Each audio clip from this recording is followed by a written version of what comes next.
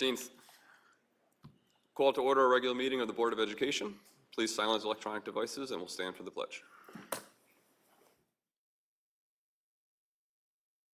Pledge allegiance to the flag of the United States of America, to the republic for which it stands, one nation, under God, indivisible, with liberty and justice for all.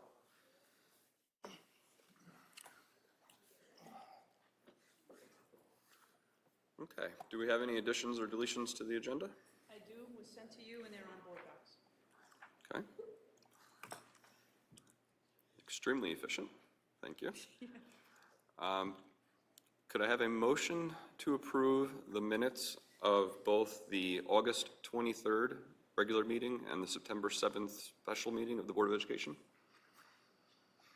Ms. Molino, second. Mr. Evely, all in favor? Aye. Okay, so we have two presentations tonight. The first one is the Smart School Bond Act presentation.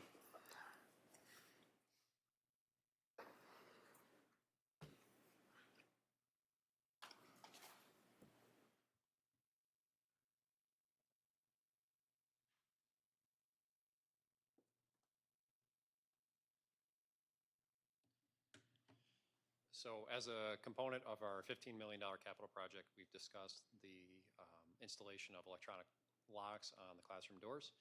And we've briefly talked about the funding source for that being Smart Schools Bond Act. So tonight, I just wanted to walk you through that process, what's involved, and then what action would need to be taken by the board in order to get that moving along.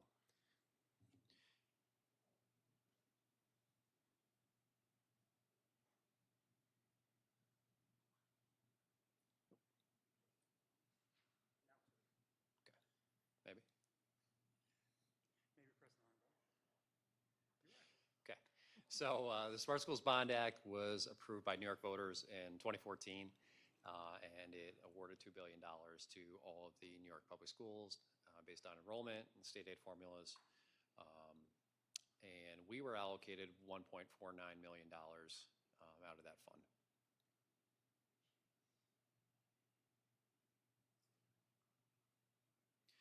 So there are some restrictions on how the money must be used. We have to use it for school networking, classroom technology, community connections, hotspots at a library or something like that. Pre-K classroom improvements, elimination of classroom trailers, and school safety and security. The money can't be used to pay for employee salaries, BOCES services, or software. So what we had to do was district administration consulted with the district's architect to establish the priorities. And this was back in 2016. We did this, and we considered our district strategic plan, the technology plan, and the building condition survey. And the committee was made up of students, staff, administrators, Board of Ed members, parents, community members. And then the committee considered the preliminary proposals and asked administration to make recommendations to the Board of Education at that time. So that's the process to how we got to phase one, which is phase one we started in summer 2016, not long after the funds became available to us. And they were approved in December of 2018. So summer 2016, we put the committee together, we decided what our goals would be. We got board approval, and then we had to go through this process that we're talking about right now to get that plan approved.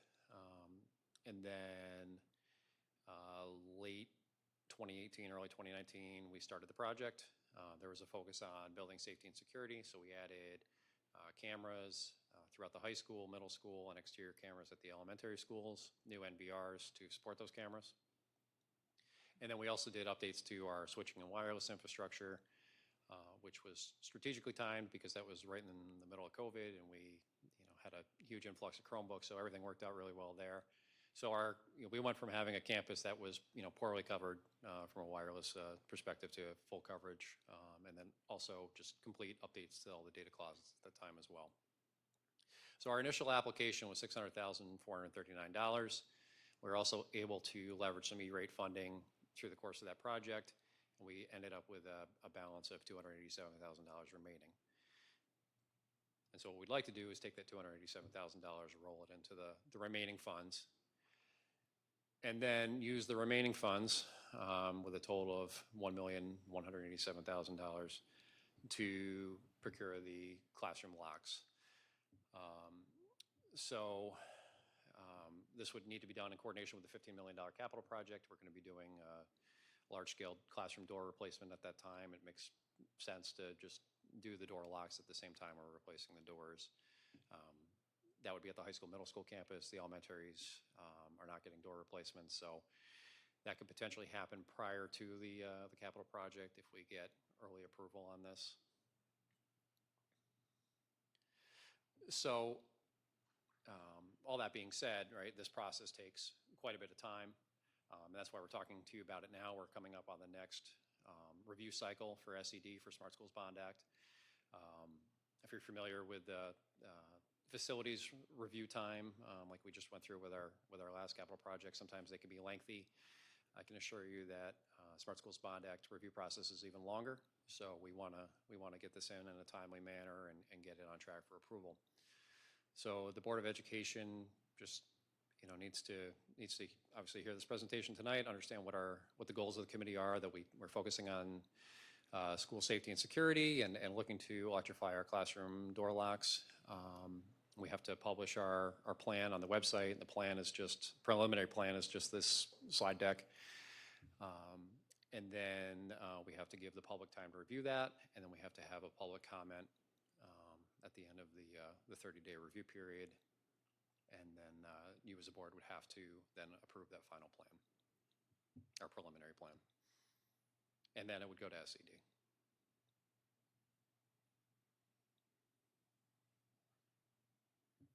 So I think that might be the last slide.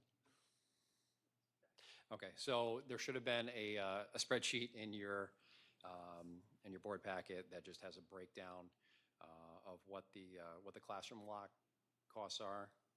So all those costs are covered under New York State contract, with the exception of just some miscellaneous items, related to cabling and some of the door stuff. So, the bulk of the project would be covered under contract. And then you'll notice the concession stand, the warehouse, and the transportation facilities are also listed. Those have to be done at the same time because it would be a full-scale upgrade of our current door access system. So we can't leave those buildings behind. We have card access on those areas now. We need to maintain that. So, at the same time we swap out everything at the high school, middle school, A.W. Becker and Peter B., we would also have to do the other buildings. Below that, you've got a row that just indicates some non-classroom doors. Those would be office areas, non-student areas that we would also potentially like to include, and that would have to be done with capital project funds or budget funds. So, and then just to reiterate on what what doors we're looking for, it would be all classroom doors, cafeteria doors, library doors, gym, and then student accessible bathrooms would be covered under the Smart Schools Bond Act. So, do you have anything you want to add? In case you can't envision what Bill's describing, picture a modern hotel door with you touch your badge against it and it unlocks. The benefit of that is no longer are we having to produce keys that are costly and time consuming, and badges can be turned off at any time. In the case of an emergency, an entire building can be locked from one location. Folks who just did a tour of the middle school, I showed them where the emergency shutoff is for our exterior badge access. It would work similarly with these, and we'd be able to do it from in the building or anywhere for that matter. And Bill's exactly right. I can tell you that I've sat at the table with other superintendents, and they're turning to each other saying, "Have you heard anything about the Smart Schools application that went in?" It's almost like dropping it into a black hole. So ideally, they have sufficient people to be able to do the review and get it back to us in a timely manner so we can partner it with our door replacement. It's not completely related to this, but you kind of touched on it. If the doors are locked, what happens in like a lockdown situation when there are kids in the hallway and they need to get somewhere? I know that doesn't exactly relate. As part of our lockdown process, we ask that teachers look in the hallway prior to, right now, they would look in the hallway prior to locking their door. We don't have these yet, but our emergency response team would have a discussion about what this would look like. I would assume the same thing. We look out in the hallway, we see Mike is out there, we pull Mike into the hallway before we lock the door. So even if the door locks by itself, you can still open it from the inside and you can So see. if a teacher saw a student, they could let them in? Yeah. Okay. We haven't developed it yet because we don't have the locks, but I'm assuming it would look very similar. Okay, thank you. Being replaced as part of the capital project, or just some and the remainder will be retrofitted with this device? All of the high school and middle school classroom doors are being replaced, Okay, just as part of that univentilator upgrade. Okay. Our current doors have louvers, would be going in on louvered doors. So any doors that aren't being replaced would just be an in-place upgrade. okay. And the doors that are being replaced, does it matter if the door is replaced first and this is installed, or could this? We would want to coordinate that at the same time, like we wouldn't want to Okay. we wouldn't want to buy new hardware or use old hardware in the new doors. Right, We just okay. want them Okay. machined to fit the new lock cylinders at that Is time. there any timeline on the expenditure of these bond funds? At this time, like, when we'd have to use them by? Yeah. At this time, no. There Okay. isn't a published, deadline for that. Okay.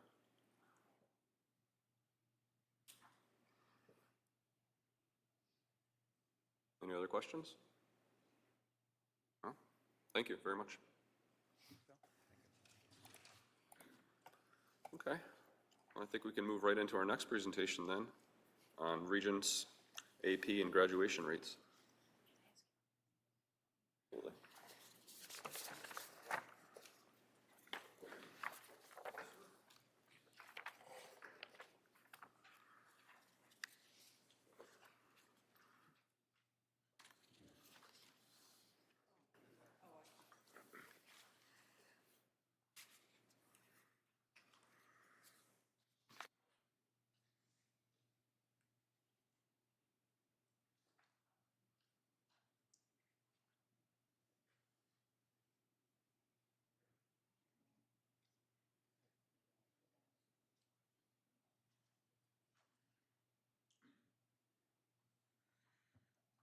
Hi, everyone. Thanks for having me. Thanks for putting time aside to go through this very important data.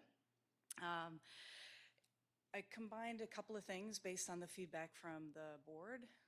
We wanted to have Regents AP and graduation rates. I know in Brian's message to you, we don't have comparable data yet because that isn't available for other schools, so we're just going to be looking at ours. And then we wanted to set up the stage for providing you an introduction to the system that we have in place to monitor growth and progress over time. So in the short time that I have been here, this slide has been presented in every single presentation that I've been to, and it captures so much of what we value in one sentence. It also reminds me that given your experiences, your role in the community as a community member, a teacher, an administrator, we all interpret this differently. So what are the necessary skills? How do you define success? And what makes you a contributing member? So simply said, we have a common goal, but we have very different perspectives about how to get to that goal.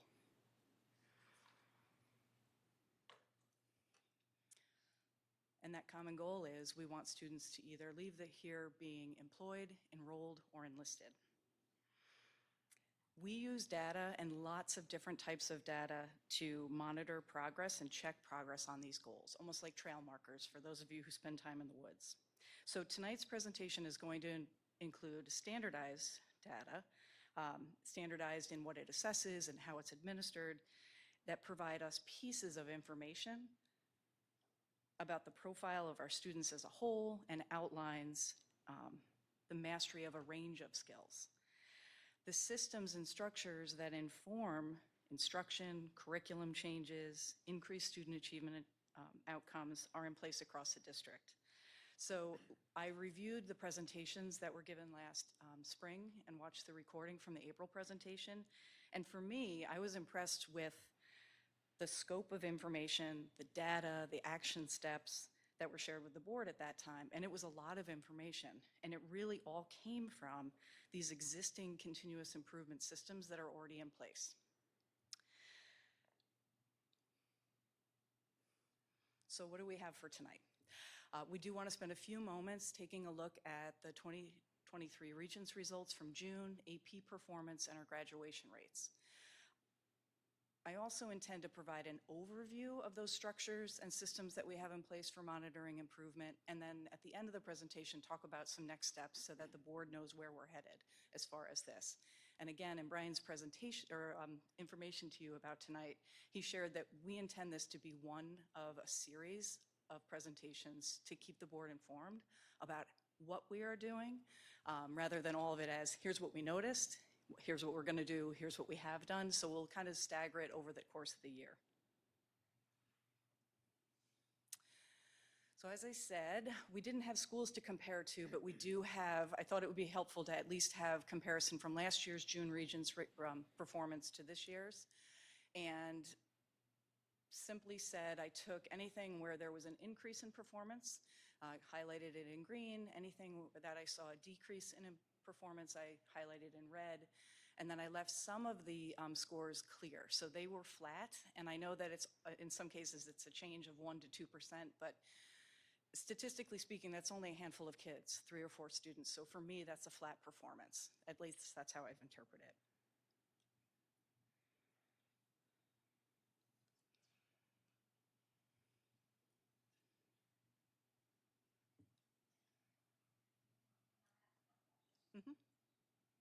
Of the high schooler yet, so would it be, you start with They're algebra and then geometry, or yes, the other? Yep, they're Okay. in the order that students would take them. Okay, Wait, thank you. Yes.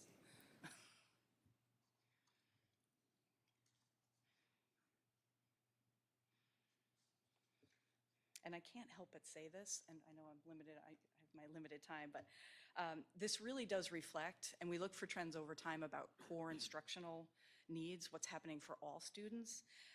So like when we see the ELA and it's a flat or a slate dip, but when I looked back historically, for example, that's our pre-pandemic achievement. So while it isn't meeting that 100% graduation rate, this is a target towards that. And they are an indicator that we're moving toward 100% passing rate, but we want to see things increase.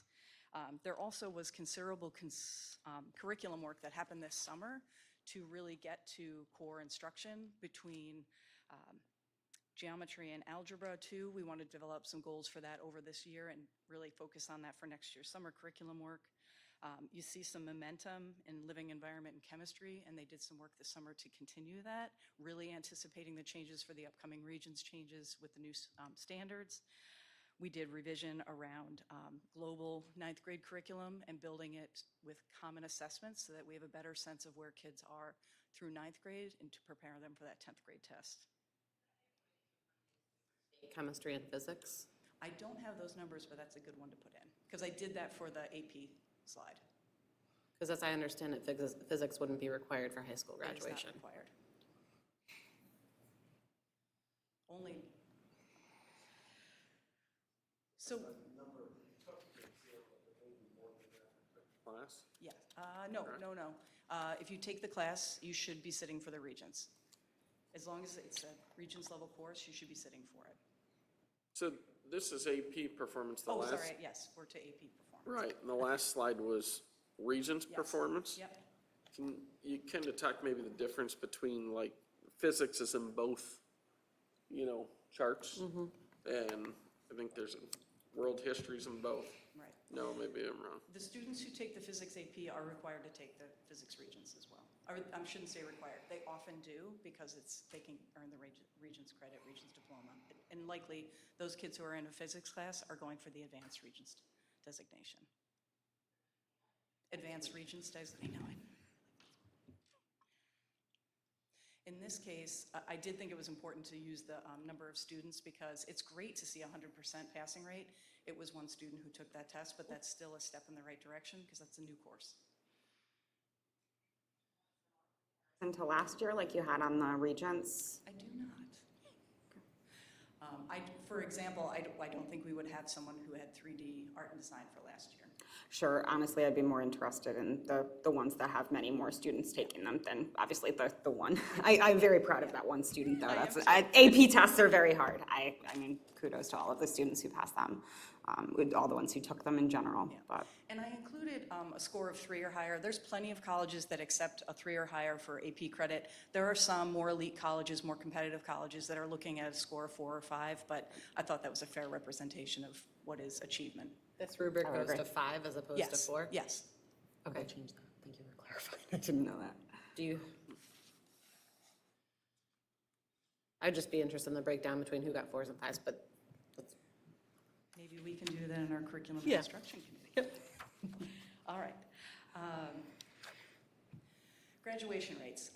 Again, comparison from last year to this year, and Brian and I wanted to distinguish between high school graduation, so the students who attended and were in program here, versus all of our students, some of them being in private schools and out of district placements. So, but we are seeing, and when you talk about 100% graduation rate as one of our district goals, this is a really key indicator that we are moving towards that in a positive direction.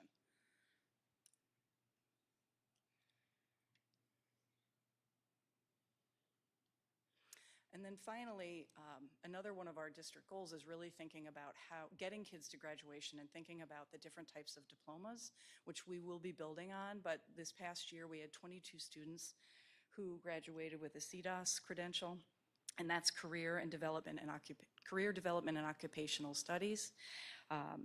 So that requires students to take the required Regents plus extra and pass them. And then, I'm sorry, that's for the advanced Regents. And those are students who were just under 49% with the advanced Regents diploma rate, and those are students who are taking above and beyond the Regents exams and passing them.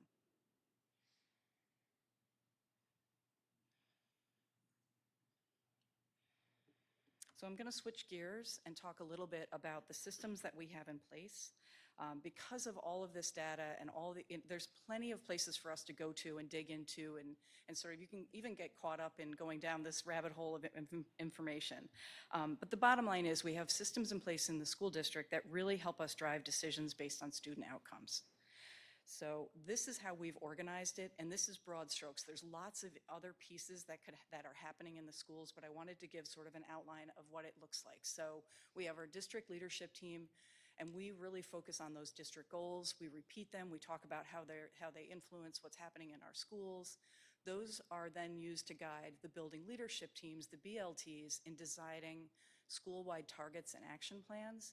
And each one of the building leadership teams does that through the lens of meeting monthly, and I don't want to say that yet. And then from there, we have principals and curriculum content specialists who really work closely together, determining grade level and department goals, and using that information to inform the building leadership team, TAPS, to make sure that we're on track for that. But it gets more defined. That's content specific, department specific, grade level specific. We've got classroom teacher level where assessment is happening every day. In more formalized way with unit tests and exit tickets, and then observation and constant formative and summative assessment that's going to inform whether or not students are progressing in the curriculum as they would expect. And we also have the layer of intervention providers who are taking those students who we've identified through those other processes above it as students who need more tiered intensive intervention. They are responsible for doing more diagnostic assessments that really dig into what are the discrete skills and concepts that students are struggling with or need to develop, and they are providing instruction for that, and they're monitoring that progress bi-weekly with quick probes and making sure that students are on track to meeting those goals.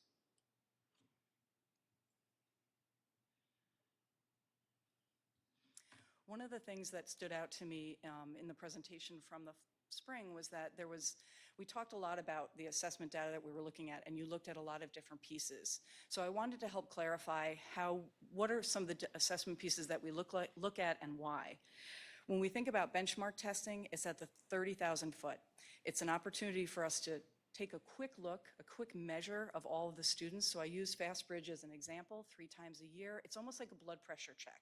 So it will indicate a possible area of need, students at risk. It doesn't necessarily give you that diagnostic information about what instruction those kids need.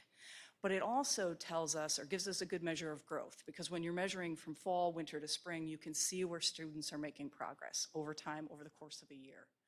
With standardized assessments, like the New York State 3 through 8, the Regents and the AP, we're talking about assessments that indicate mastery of standards. So there's an expectation in how close our kids gotten to that. And those are bigger and they are wider in scope. They do provide some diagnostic information, but really what we use those for is looking for trends over time to inform curricular needs. So if there's a particular skill or concept that's difficult for kids over time on the test that they're not performing well on, that reflects some change that we probably need in our curriculum. And then finally, what gives us really what we need as far as what do kids need for instruction now to make gains, we're looking at district assessments. So K-5, ELA, and math have additional assessments beyond just FastBridge. They use diagnostic testing.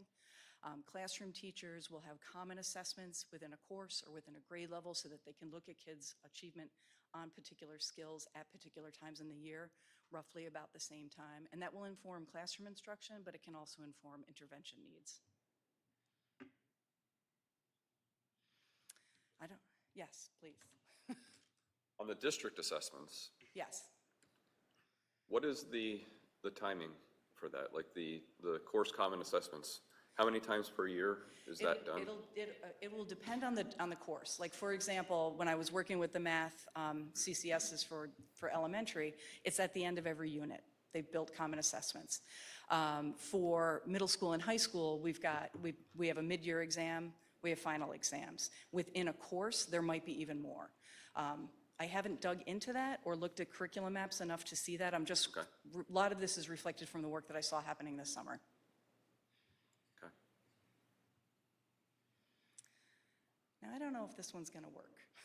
So what I did was I linked in examples of each of these things because I thought it was also helpful to kind of see what they actually are. I don't know if you actually linked in. Will it let me do that, Brian?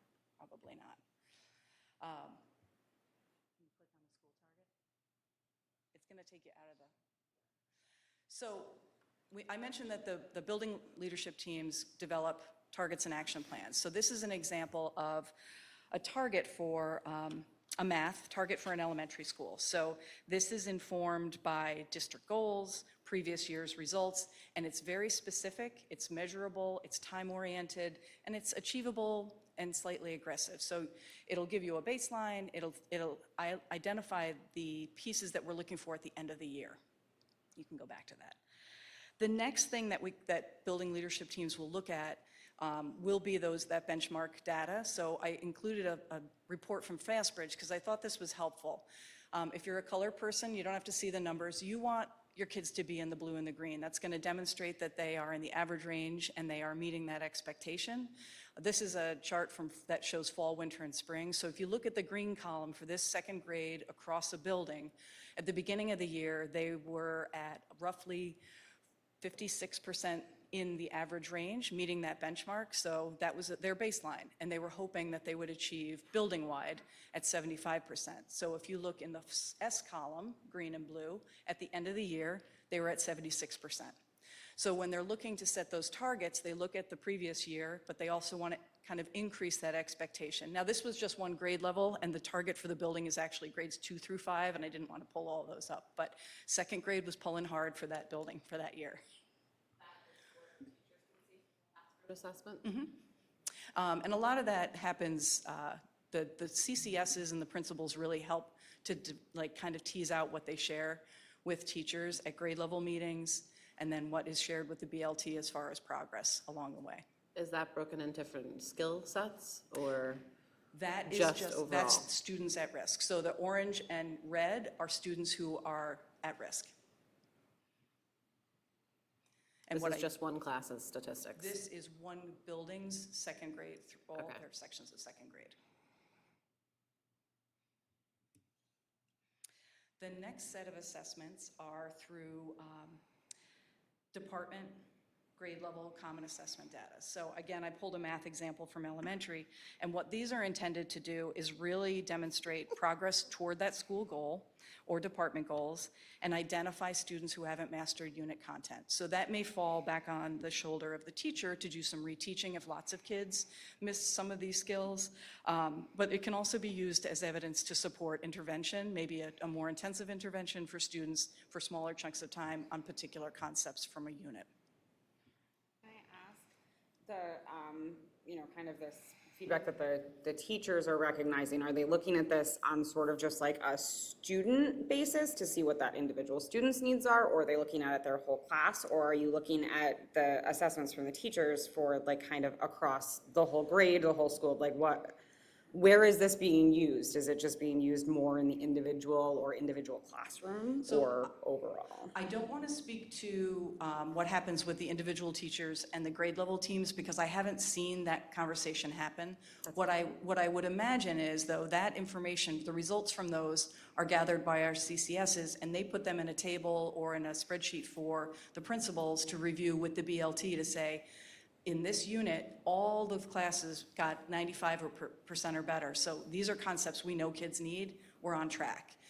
If there's a class where there's a group of kids that didn't, that's when the intervention providers go in and take a look at the students to say, are these kids who are already in our groups? What might we need to include in our instruction for the next couple of weeks? Perfect, thank you. So this is an assessment, at the elementary level. Some pick a grade level, I'm not sure which one it is. I think I picked second. Okay. They were my favorite. So do all second grade classrooms take the same assessment at the same time? Roughly. Okay. I just know that, depending on the makeup of your class, your pacing for something like math might be a little bit different than your colleagues. Okay. But I do know that they do try to stay sort of on the same, roughly in the same area. So you're Okay. looking at that data at roughly the And same time. both elementary buildings use the same assessment? Yes. Okay. Great questions. So the next is general classroom assessment. So as I mentioned, that probably is the area where we have the most, and Jackie, to answer your question, this is what they're looking at. So if they're doing, math fluency checks, just some conceptual understanding, exit tickets, this has one that was just pulled out of one of the curriculum apps that I know teachers are likely to use. And this is about fluency, how quickly they can do this, and I think it's a 5-minute assessment. Similar to these for ELA as well? Well, they look a little different. So with a second grader, you might be looking at their sight word knowledge. They might be, they use evidence from a DRA, so more reading comprehension. Are they understanding implicitly what's happening? Are they able to retell? So it looks a little bit different. And it's easier, like something like this, you'll see at kindergarten, letter identification, and that letter sound, letter identification, segmenting and blending. So those are quicker, easier things to do. The older students get with ELA, the more, I guess, complicated the assessments are and what you can tease apart. The other thing that I haven't been mentioning, but I'm remembering my interview, is this also identifies the kids that have it. So if we're thinking about classroom instruction, when students are moving into the next unit and they've mastered something, they're moving at a pace, and there's a group of students who still need that reteaching, there may be a group of students who are moving on and doing some more enrichment in the classroom. The next piece is what happens with the interventionists. So as I mentioned, FastBridge gives you some diagnostic information, but once we drill down using those district assessments, the interventionists have a variety of tools that they use to really target and pinpoint what discrete skills students need.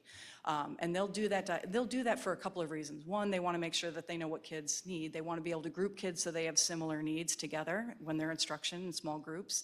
That will help them set targets, and then they're going to consistently progress monitor. So something like this is just a quick assessment that they'll do, every other week with students to kind of do checkpoints. Are they on their way to meeting that goal or understanding that concept?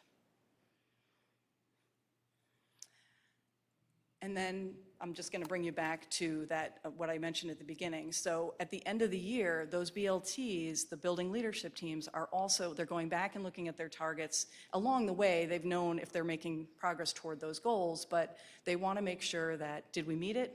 If we did, awesome, and it's going to inform the next year's goal setting, where they are going to look to bump it up a little bit because we want to keep growing.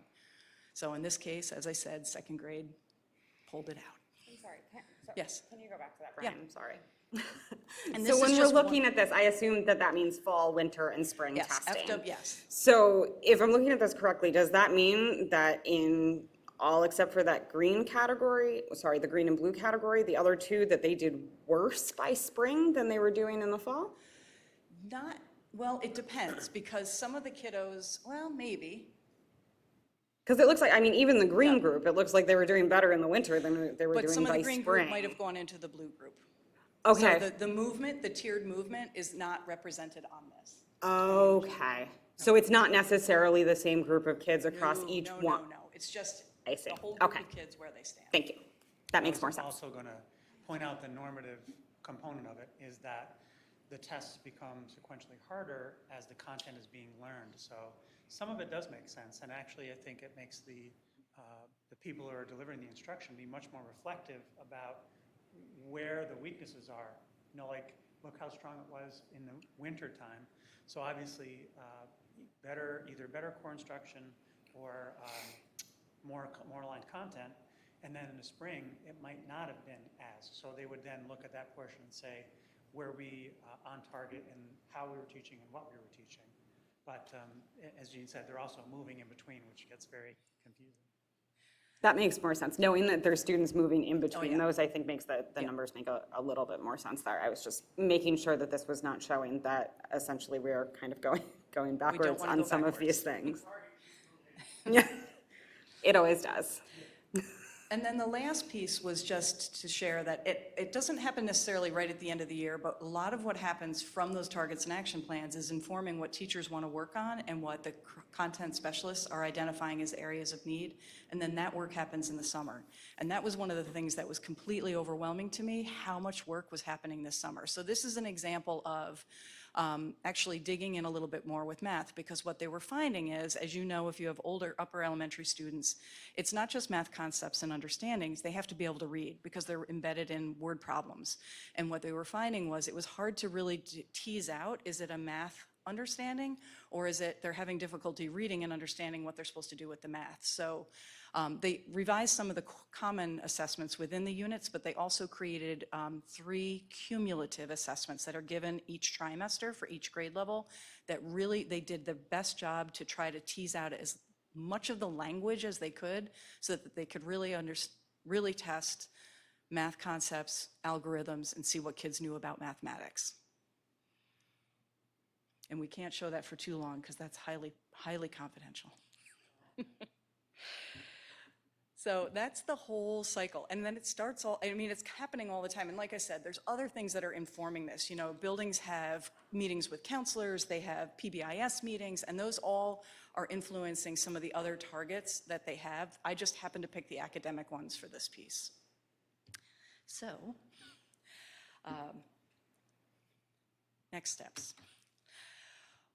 When Brian and I were talking about this, it does seem like it would make sense that we share the TAPs with the board and the community members, and I think some of the principals have already shared those with their staff and with families.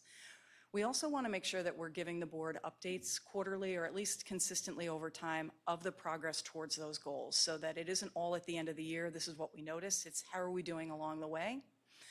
And that work that we'll be doing with our district leadership team as well, because we want to make sure that we're kind of taking a look at the data, sharing it with each other about the progress that we're making. And then finally, evaluating our results from those TAPs at the end of the school year and establishing draft targets for 24-25, so that the building leadership teams are really focused on making those improvements. The school community, what do we anticipate the process will be for that? Well, I'm going to use one of the schools as an example because I'm thinking about at Becker, I'm pretty sure in Debbie's message communication out to families, she included a link right to the document. I'm not sure if all the principals have done that.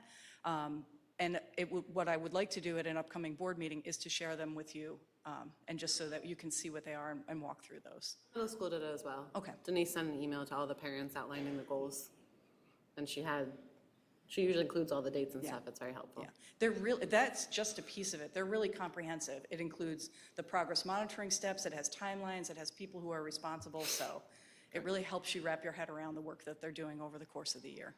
And that information's on the website? There's links to the district website where all that is kept? The communication from the principals is on their school sites. Okay. Maybe throughout the year, you know, in letters to families, communications like that, we can just remind people that these resources are available, just so they don't see it once. You know, they might miss it the first time, Yep. but the more we can share this, I think, you know, we're trying to encourage some community involvement Yeah. and input on this topic. So let's try and get the word out there and get people engaged and looking at it. Thank you for all the information. I do have a couple of questions in regards to ELA. Okay. I know that on some of the previous TAPs, the reading levels were below 50% on grade level. What percentage of those? Below 50 or 15? 50, 50. If I understood the information that I was reading correctly, which I hope I did, how many of those students would be receiving academic intervention services? And can we see anything surrounding their progress through that? Yeah. Because that's our most structured or most intensive support. And so I would really want to see that the students that are receiving that support are progressing and making it out. And even if they're not making out, the progress they're making towards being closer to grade level are important, Yeah. because the closer they get, the smaller the gap gets and the easier it will be for them. Yeah. And I don't know how exactly you access that data, but those students are put in there based on their scores and then progress out of there based on their scores, Yeah. so. And I'd like to see the comparison between the two buildings potentially. Okay. And you want to focus on the students who are in tiered intervention, tier 2 and tier 3? Yeah, I think it's important to note their progress, and I'm not sure that their progress is noted in the state testing, and I'd like to know that they're progressing through that. I don't need them to get a 3 on the assessment, Yep. but I'd like to know that they're moving from very significantly below grade level to just below grade level, or we finally have gotten to grade level. Yeah. I'd like to know that there's some progress in there, and that's not always evidenced in the state test scores, and It their progress in that definitely- vein yeah. should be noted. Yeah. Or further researched if it's not occurring. Okay. Any other questions or thoughts? For the middle school, what do their assessments look like? And like you went through some of the 5th grade or 2nd grade math ones and such. What does that look like at the middle school and high school level? Well, you know, Jenny, I chose elementary because it was what I had the most access Okay. to over the past several. So Okay. I can do that. It's going to take me some time. Absolutely. It's more teachers, it's wider, but the more that I've kind of dug in and learned in smaller chunks has been really helpful because it's helped me see the systems too. Yeah.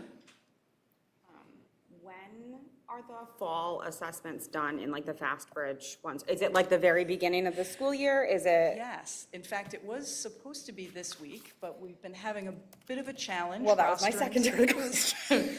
We've been having, the students aren't rostered yet. Okay. With the transition to Synergy and syncing that with ClassLink has been a bit of a challenge. So we're anticipating that we'll be able to get that up and running.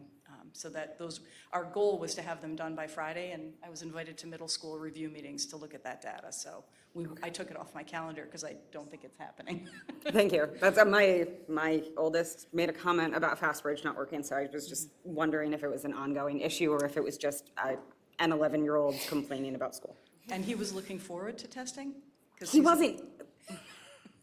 I asked him what the funniest part about his day was, and he was like, my friend said, Fast Bridge isn't working again, and then they both started laughing. So, Tell him it's coming, don't worry. so that's how it came about. But he really enjoys going to school. He probably wouldn't have a problem taking the testing, but he made the comment, so I just wanted to make sure it was back up and functioning. Well, thank you. Appreciate your I have time. a question. Oh, yes. I'm a little confused. Are we confident that Fast Bridge, because at the April meeting, we were told that Fast Bridge was not hammering down to the level, was not working. And we're still sticking with it. Are we confident that it's the right tool? Well, the principals had done some work with Carol either during that time or as a result of that. And they identified some further assessments that their intervention providers, their AIS providers, can do at the middle school that will drill into, like I was saying at the elementary level, that really are more diagnostic, that allow them to kind of really tease apart what are the skills that they need to develop. And I offered to work with Carol to also pull some of that trend data from the ELAs and the math tests in grades 5, 6, and 7, so that we could kind of inform maybe where there are some gaps in the curriculum that they can kind of or some areas that they can reinforce in intervention time. And there are also some tools that we already have, like IXL Math and IXL Language Arts, that have a diagnostic assessment built in that all students have access to, that the intervention providers can use as well. So we're confident in FastBridge. We're confident that FastBridge does what I had explained, like it is a blood pressure check. It gives you an indicator of risk, and it really does identify those kids so that we can narrow our focus. What else do we need to know about them? So those kids that are in red and orange, those are the ones that you're taking a closer look at. You're looking at final English averages, you're looking at previous ELA scores, you're looking at this year's ELA scores and math scores. So you don't want to use just one data point to identify students for intervention. You want to make sure you've got multiple data points that are all pointing in the direction of this kid needs some support.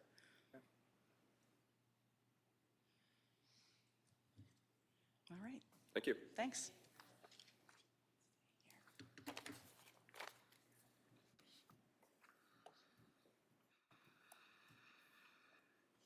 Okay, so we have no hearings or petitions, so we'll move into business considerations. Is there a motion to approve one or more of the business considerations? 6.1 through 6.19. Okay, do we have a second? I'll second.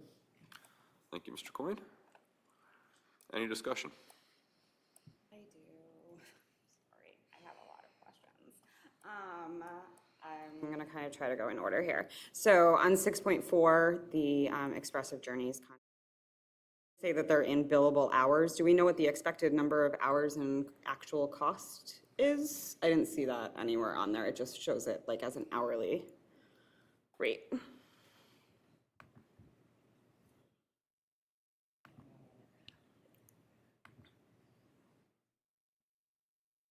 I think that's how this service works.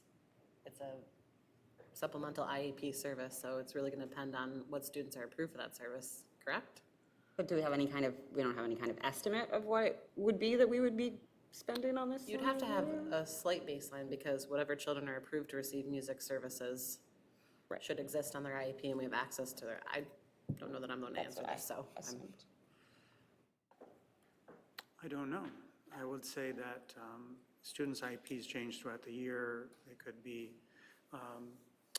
this service could be added to their IEP at any time. So I don't know that, it is, you're right though, Jackie, it's not uncommon for us to say, here's the rate to a maximum of. So we can find out. But What usually happens with these kind of contracts is we'll have the board approve it, and then the whatever department that sent it in for will follow up with a PO, which would be the estimated cost for what they expect the program to be. Okay, thank you.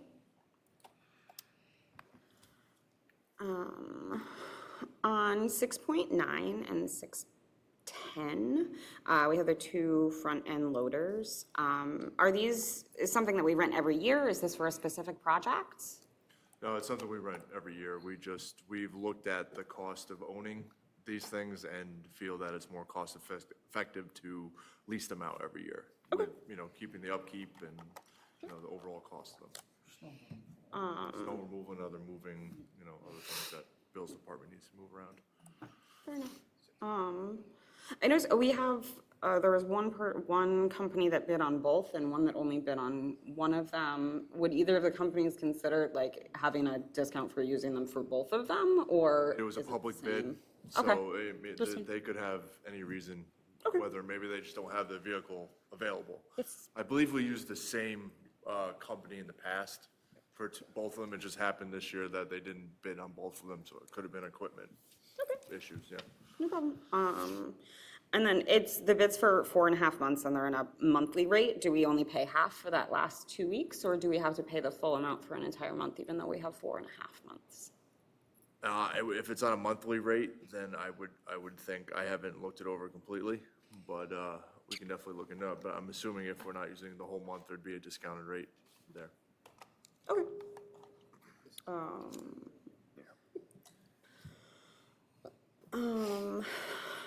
On 6.11, Sorry, let me pull the actual document up in front of me so I remember what my notes are. So I know it says that Gallo had made an error in their bid. So the second page where it shows what the bids are, is that Gallo's incorrect bid Yeah, there so- that they pulled? Yeah, so what Gallo did is they misread the bid documents, and they only gave us a quote for 2 dugouts instead of all 4. Okay. So that's why theirs is significantly lower than the other ones. So theirs would reasonably be like twice that if we were Yeah, to so want them to. he withdrew his bid. Understood. And that's what the big reason why we have the architects review the bids after they come in. Okay. So while we're on 6.11, there's 2 parts to that bid. There's the dugouts and the fencing is the bid amount of $454,700. There's an alternate for an additional $11,700, which would be to vinyl, I think it was vinyl coat the fencing. But then I started thinking about it, that's just the fencing that goes in. You'd have a galvanized backstop, so you'd have 2 different color fencing. So the more I read on this, this doesn't have to necessarily be done now. It can be done after as well, and they could spray everything at once. Otherwise, you'll have the fence being either black or green and the big galvanized behind the backstop. The fence comes coated, correct? Like if you had to Right. pay somebody to go paint that entire fence, it would cost 10 times that amount. Wasteful paint, yeah, paint. Like you can't, like it just go spray like It'll be fence. Big spray. You'll be dipped at the factory and then brought out. But if you do it now, you'll have 2 different looking fences. Yeah. The backstop will be galvanized, right? Yeah, Yeah. That's okay. yeah. The importance is the longevity you're going to get out of the black vinyl, the coated fence. I mean, the architect projected it, you could almost get 10 more years by having it coated. What could we get? I mean, how long is the general expectancy without the coating? 20 to 25 years, something Yeah. like that. I'm sorry. 20 to 25 years. And how often do we generally need to replace these kinds of things? When was the last time that we replaced any of this fencing? I don't know. It's new. We don't have, we've never. We don't have it at all. Have a fence, no. I would want to know that before I would say, okay, to add in that kind of cost onto it. I would want to know what the difference really is here in, like, you know, how much we're really gaining for a fairly big chunk of money. You know, it's a good amount of money there to, It's 10,000 or 11,000. 11,700.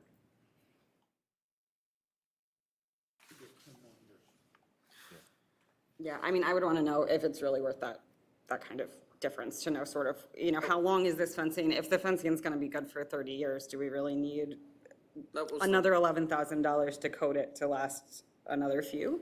yeah, that was the recommendation that the architect had given us. That's why he put it in there. Based on the information I have right now, I would not say yes to that. Well, before we, because everything was, all the motions were put together, we have to then decide now on if we want to do it now, if the majority wants to do it now, or if they just want to, majority just wants to do dugouts and just fence it without it. It's a difference of the bid being $454,700 to $466,400.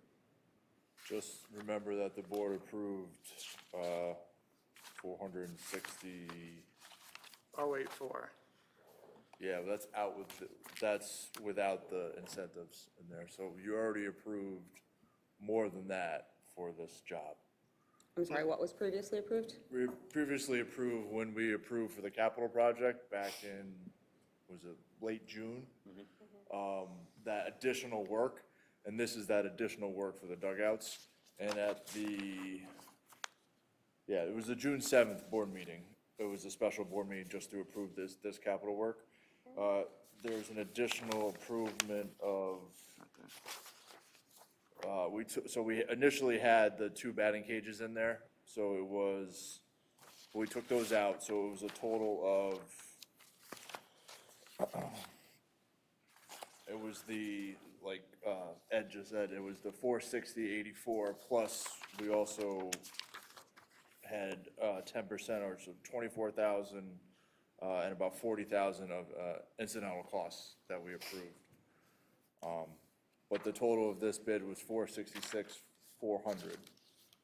So, just saying. But there is- that's without adding another, yeah, but you've added, the prior bid though, you had 10% incidental at the top, which was on the dugouts for the baseball field and the fence, and then 10% incidental on the bottom for the softball dugouts. Taking that down below, we'd still add 10% in for incidentals, because you don't know what's gonna happen, so it still would be above no matter how you look at it. Unless you're just not gonna add 10% in. Do you see what I'm saying? I understand what you're saying, but you're still gonna be, I mean, It's still gonna be 10,000, not much more. I agree with you. But we just have to decide, are we gonna do it or just do the code it or not, I guess. I mean, I think we have to take into account what our architect is telling us to do. He recommends doing it. So the coding is for longevity. Did they say it's for any other reason, like safety, or? No longevity. It's for longevity. Just he said you get about 10 more years out of the fence. Uniform look out of it, because over time what's gonna happen is that the fencing is gonna get rubbed by a lawnmower, it's gonna get hits by a mat, it's gonna wear off that galvanized. There's all these different environmental considerations that are gonna wear off the galvanized coating on the fencing. So that vinyl is an additional layer to protect that galvanized coating. It's gonna give it a uniform look, and it's just gonna help it last. If that galvanized coating rubs off, Rust. what's there? Does it rust? Metal, it's rust, just rust. Galvanizing is just a dip process. If you It hit takes if you hit the vinyl with the mower, the galvanized is still underneath it. Correct. Right. But if the galvanized wears off, then you've got potentially a rust condition on the fence? Correct. Yeah. If you look at some of our older fencing, like the dugout on the north view, or the backstop on the north view. But that's 20 years old. That's how old that fencing is. Thank you. That actually may be older than 20 years. The field was redone 20 years ago. I don't know if that backstop was done. Okay, and that backstop is the galvanized without coating on it, without like the vinyl coating. And that's the same thing around the track, around the track.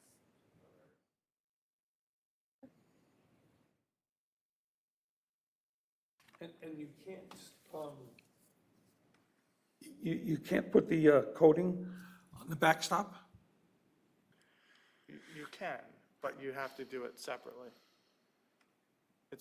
When it comes to the fence, it comes manufactured on the fence, I believe. This bid doesn't include the backside. They add it afterwards, they'd have to do like a spray application on it. Correct. Huge costs associated with that. Protect all the posts and plants and everything like that. Should go on it. Plasticized, yeah, vinyl. No, I was just wondering, when Ed brought up the difference in colors, well, what if we did the backstops too? What would it cost? But you're explaining it well.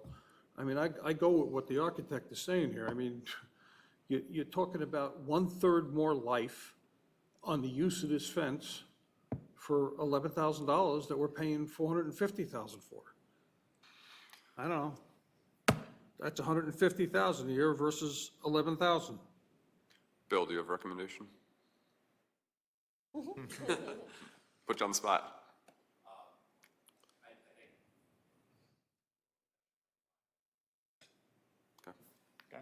I didn't hear what he said. Said it's worth it. He said a little He recommends extra that money for the vinyl's worth it. it be vinyl coated. Okay. I would pull that one out. Well, I think we leave the motion as is at this point. Okay. When we go to vote, if anybody would like to express opposition on the basis of not agreeing with this, we can. Well, If the you're motion gonna doesn't have to- pass, You'd have to, We'll have to pull that one out if you want to vote. if somebody well, I don't wanted know that to. we have to vote separate, though. I mean, if the motion for all passes, then this includes the alternate, right? If this, Correct. Correct, but if just keep one in mind if person you doesn't vote- want to vote They all- yes, they then all fail.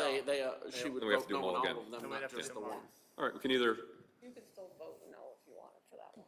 does anybody want to pull this out and vote separately on this? I will vote no on it, so. I would not, Pull it All right, let's I pull it would out. not, Pull it out. I Make a wouldn't motion. agree with spending the Make a- extra $11,000. Make a motion, so- we'll modify that. Yeah, let's Yeah, have who a made the motion first motion? to amend our motion to exclude 6.11. So moved. Thank you. Second? Second. Okay. So the standing motion is to approve business consideration 6.1 through 6.19, excluding 6.11. Okay. Any further discussion? I have questions on other items within this. I don't know if Yeah, we're go ahead. moving past or not. For the internal audit, on where it says exceptions and it says none, does that mean that there was nothing wrong with that line item? Yeah, Okay. those then- checks, yeah, there's nothing. Okay, so that they went through, they were where they're supposed to go, everything Yep, is in order. nothing. Okay, The claims auditor didn't find any exceptions to those Okay. checks, so. okay, perfect. Then that answers all of my questions. I'm sorry, that was the only one you had a question. That's the only one I had a question on, yes. I had another couple. On 612, just the agreement with the RCS library, can you just clarify what the agreement is actually for? Like, what are we actually agreeing? It's not super clear in that document. What are we actually agreeing to? Like, what is the function of that agreement? So basically what's happening with that agreement is we agreed to collect the pilot, which is a payment in lieu of taxes for the library and giving them the money, so they don't have to do it. Got it, thank you. And then on 613, what exactly is the equipment that they're referencing? Is that like a security system? What is the? So what this is it's a maintenance agreement for all the HVAC and heating units without the district. So if there's an issue and something that we can't fix internally, they'll come down and take a look at it. They do review it quarterly to check out if there's any issues going on and report to Bill what they find and that kind of stuff. Perfect. And it shows a commencement date, but is there an end date to that agreement? I'm assuming it's a year. Okay. It's just not clear on the Yeah.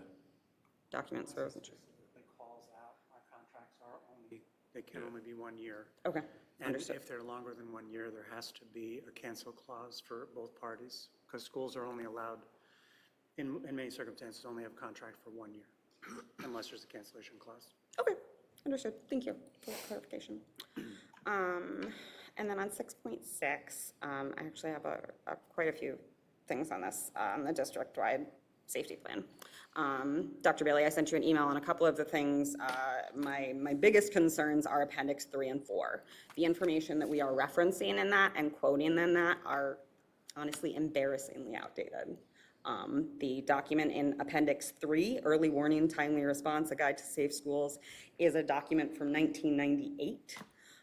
And the one in Appendix 4, 11 Questions to Guide Data Collection and a Threat Assessment Inquiry, are 2002. As you might imagine, there's been a lot of research on school safety since those years. And I wouldn't agree with them being included. Whether they are updated or removed altogether, I would be okay with either one, but I am not comfortable with them the way that they are.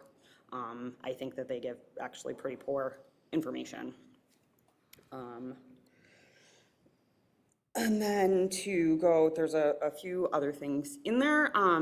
The district-wide safety team and the district-wide emergency response team, I understand those are kind of two different things.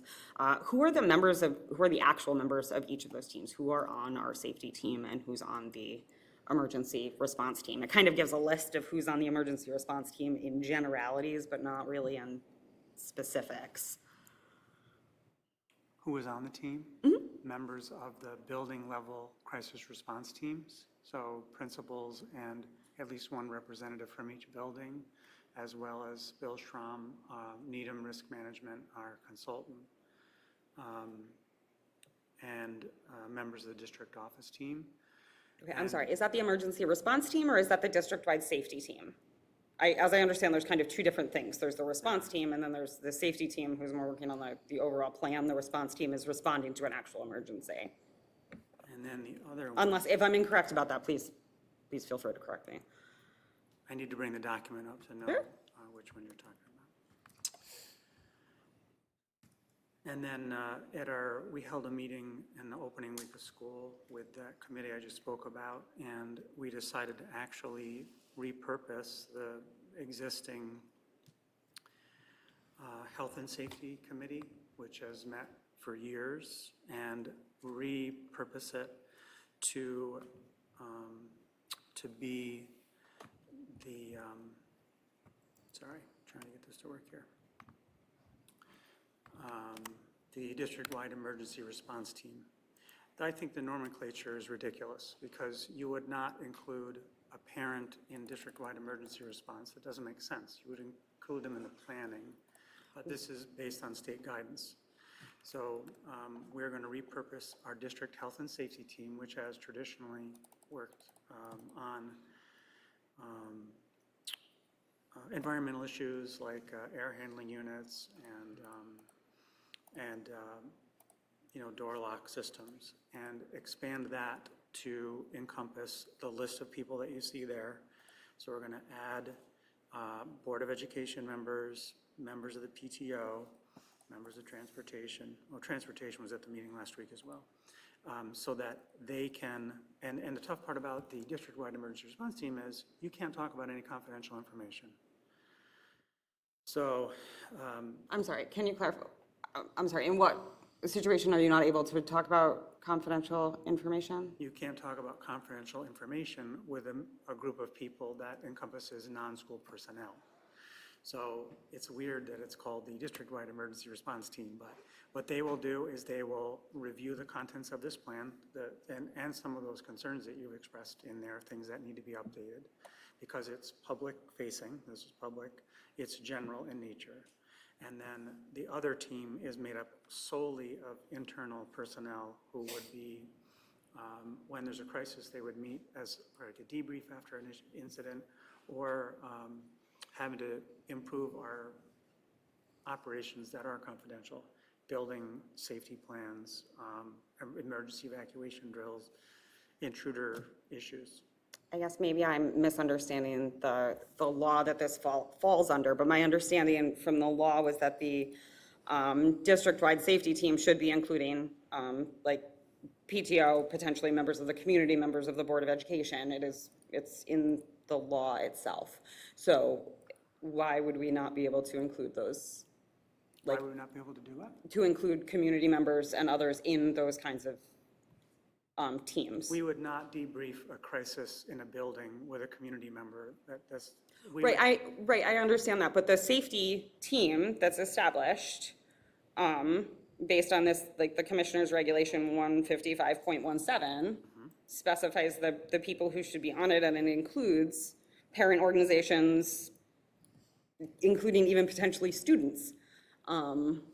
So I guess I'm confused about why we wouldn't be able to include those kinds of people in it with, I mean, obviously there are sensitive things that may need to be discussed that may not be appropriate with other parties available. However, anyone who I would think would be on a safety team would be expected to maintain confidentiality.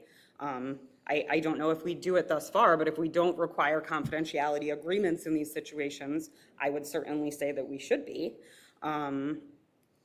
If there are concerns about confidentiality, I guess I don't understand the disconnect with the regulations. Well, just what the last thing you said? I'm not understanding the disconnect with the regulations as to why we couldn't include members of the community, or parent organizations. I mean, even on this, it says that in our district safety plan, it says parent organizations are involved. I apologize. I am unsure how you're differentiating between the two groups. I apologize. Can you reference in the document where the two groups are so I want to make sure? So we don't mention a district safety team, but that is what is mentioned in the law. So we are referencing an emergency-wide response team, and in our district-wide safety plan, it says, and I'm sorry, this is under general consideration, section B. It says that the RCS has appointed a district-wide emergency response team consisting of, but not limited to, members of the board, teacher organizations, administrator organizations, parent organizations, school safety personnel, students optional, and other school personnel, including transportation department personnel. Right, and I said that group, we're going to repurpose the district health and safety team to encompass this membership and to address, So we haven't been in the past? we have in various capacities, but not with this comprehensive a list, not with this comprehensive a membership. So was this updated just recently then? Like this section of it was just updated recently this is just a change? Or it's just that we weren't applying to it before? This was updated from our last issuance of this plan. Okay, so I guess what I would want to clarify here is the difference between a district-wide emergency response team and our health and safety, whatever the new term that we are using for it, the safety team, which should be including the membership as it's noted. I couldn't understand the last thing you said. It should be including the membership that is noted and outlined in the law. The committee will be called the district-wide emergency response team, and it will have all these members on it. Is there something else that? I think there So might there's be a not terminology. clarification in here that there is two different sets of Right. people in any way. I think there's probably a terminology confusion here. So I know the education law speaks to both, and listen, we didn't write this. I don't think it's written well, but they speak to both a safety team and a response team. Yeah. And it's confusing the way they do it. I believe the intention is the response team is operational in nature, right? So if something happens and there's a response to that particular incident, which does not require community membership on that response team. It doesn't require board membership on the response team. It wouldn't make sense to have that type of involvement on a response team. The safety team is the policy setting team, which would include your student representation, your board involvement, all the things that would make sense when you're looking at policy, you're updating, addressing policy. That's exactly what I believed as well, Mike, and our safety consultant said, no, the district-wide emergency response team has all this membership as minimum membership. I questioned the same thing because it doesn't make sense to me. It's backwards. I'd have to look, but I do not believe that the legislation and the regulations require that involvement on the response team. Right, on the planning side of it though. But on the safety team, Right, yeah. Yes. Yeah, and I don't think that that is being made clear in this document. It isn't. And that's why I questioned it, because when I hear emergency response, I think of an incident at Peter B. where there was an intruder or there was an injury. We would not discuss that with public present because it's confidential Right. around the people involved and around protocols that the school followed. So I say it needs to be cleaned up. That discrepancy needs to be cleaned up. But I did call and ask him twice because it didn't make any sense to me. And the district-wide safety team does make sense. That is the team that's looking at policy, it's looking at overarching procedures, communications with the community, those things that they need relevancy with community members. so at this juncture. so I would guess- because we have a deadline that we have to adopt a plan by, right? Yeah. Would we adopt the plan with the condition that it be updated and reapproved at the next meeting with those changes? And Would it we can- hold off it- on doing anything until the next meeting? So the expectation is by October 1st that we posted the plan online. This document is solely created by us, or is this some type of boilerplate from what you need to have from state requirements? Is it a? Is this document in entirety, is some portion of it dictated by the state says you must have these requirements in, and school districts Yeah, a take lot them of it and is, modify them? Okay. yeah. They have kind of an outline. There's a whole, I want to say it's like 23-page document from the Department of Education on how to establish a district-wide safety plan. It kind of goes step by step on all of the things that you need to make sure you include. It's not necessarily like a boilerplate thing, but it gives you sort of a guide of all of the things that need to be included. Okay. I would also make note in that general considerations, just formatting wise, there should be a change in paragraph after the word identification of school teams. It should then go on to the next line, because that should be like, just like it says purpose on just one line, it should be the same formatting there. Do appendixes 3 and 4, which she mentions, they're not part of the actual document Right. itself. So They're not referenced do anywhere they in the actually have to document. be there?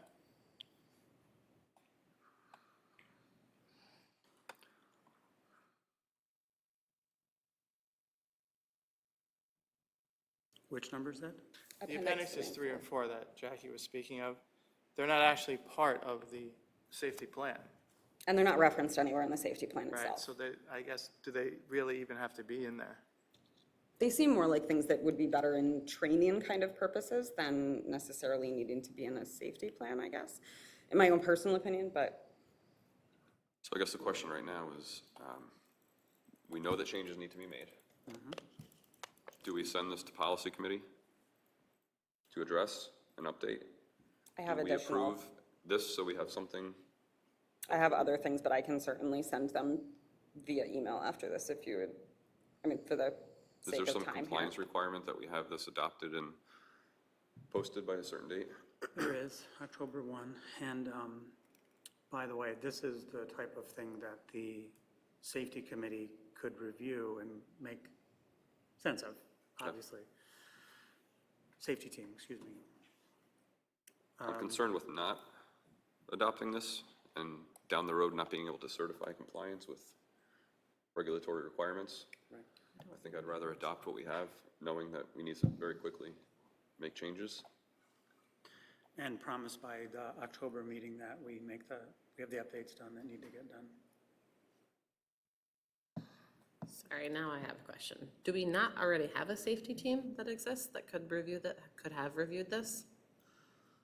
We do, but it hasn't consisted of board members, community members, things like that. Okay. It's just been internal. So it staff. existed in an alternate format with Without- different, Without that depth of membership.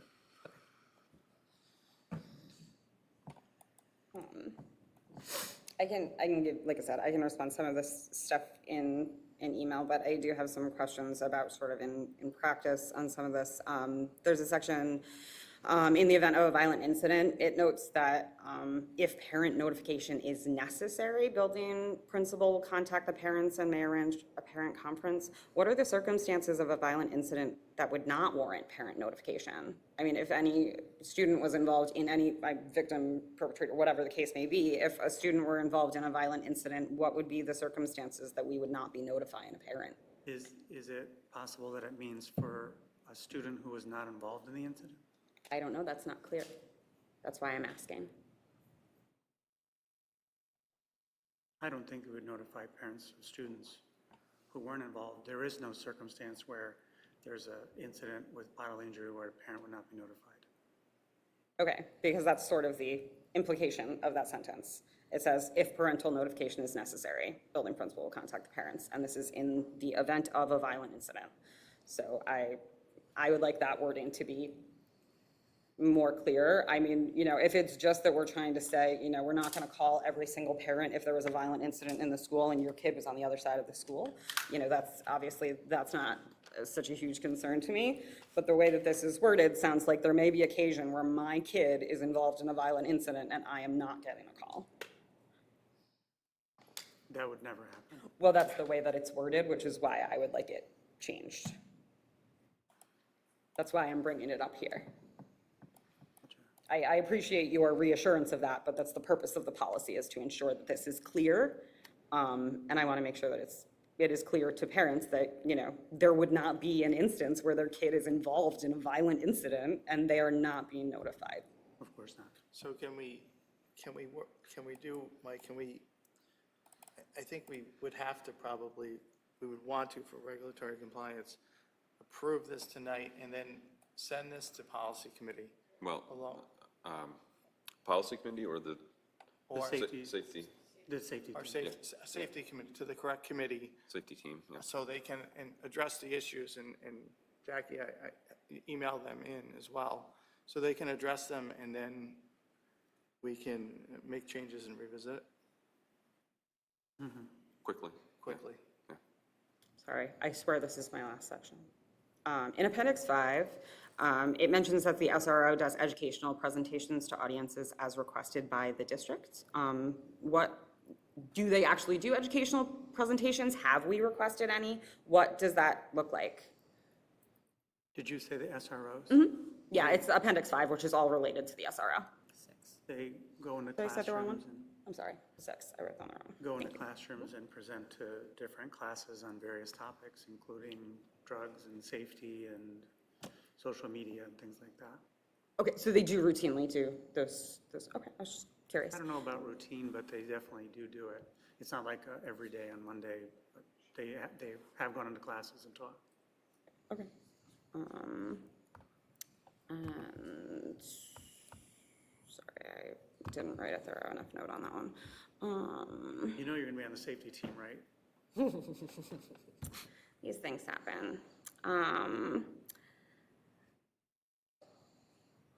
There was, number 22, it just says ACSO, so the Albany County Sheriff's Office will be solely responsible for employing and compensating any individuals necessary for executing the services outlined in the agreement, and to the extent that said compensation is reimbursable by RCS-CSD. Can you just clarify what that means? I didn't understand what you said. I'm sorry, it's number 22 in section, I did read it quickly, in appendix 6. It's just that, it's the language that says, to the extent that said compensation is reimbursable by RCS-CSD. Can you just clarify what that means? 22? Personnel. So this is the appendix, so this is the contract with the Albany County Sheriff's Office. Yes, sir, okay. Yep. And is it a separate contract? Is this just in our safety plan, or do we have an actual contract with Just a them? separate The contract. separate. Okay, I just wanted to make sure. It just seemed a weird placement of it. The Albany County Sheriff's Office is solely responsible for employing and compensating. They are responsible for paying their staff. Right, it's just that last part that I was just curious, like, to the extent that said compensation is reimbursable by RCS-CSD. So is that just that we have a certain amount that we are able to reimburse them, and within that limitation is what they would employ? Overtime. Yeah, we pay them a lump sum, and they disperse the money to their staff. Okay, thank you. I just No, wanted to charge us. understand that. And then the last one is just in 23, and this one is nitpicking, and I know it, but it is my own agency. It's the New York State Division of Criminal Justice Services. It is not a department. And I'm sorry, I know that one's, it's nitpicking, but that's not the name of the agency. It's the New York State Division of In Criminal 24? Justice Services. 23. In 23, okay. There is no such thing as the Department of Criminal Justice Services in New York State. I'm not sure, I'm not sure when we last approved this contract, what the term was. It'll So be the- approved in the October meeting. Okay. He so only sent it to when- me. So this will come in, so these changes you're talking about Yeah, will be made to that contract Got it. and then made this Thank you. exhibit, yeah, Noted. Thank you. okay? yeah.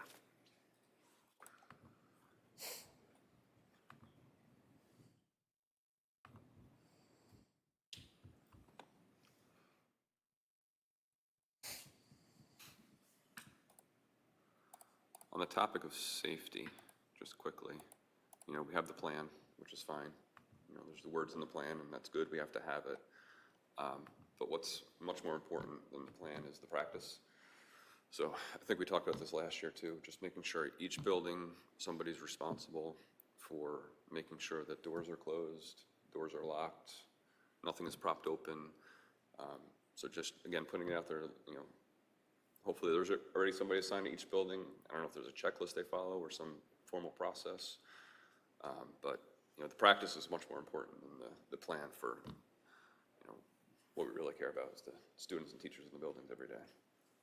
So do we have a process in place where somebody's designated each building to go around, check the exterior entrances, make sure doors are closed, nothing's propped open, locks are working, things like that?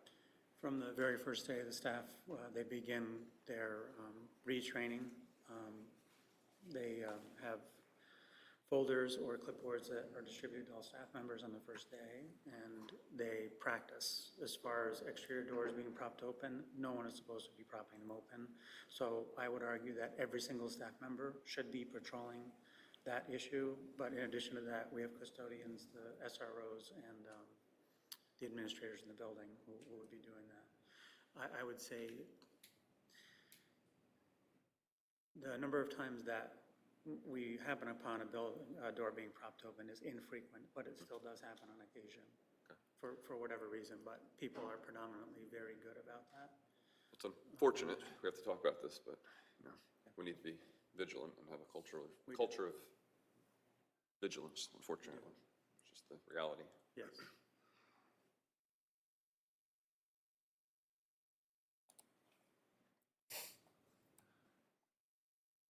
Any other discussion on the current motion?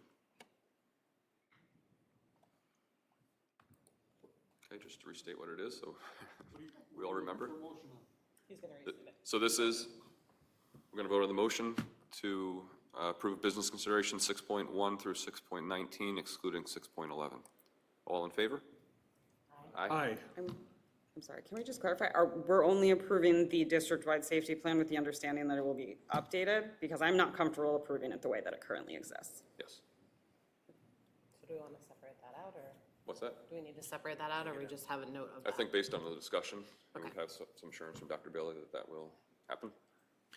No, she was asking, should we pull it out so that those who are unable could express that for that particular?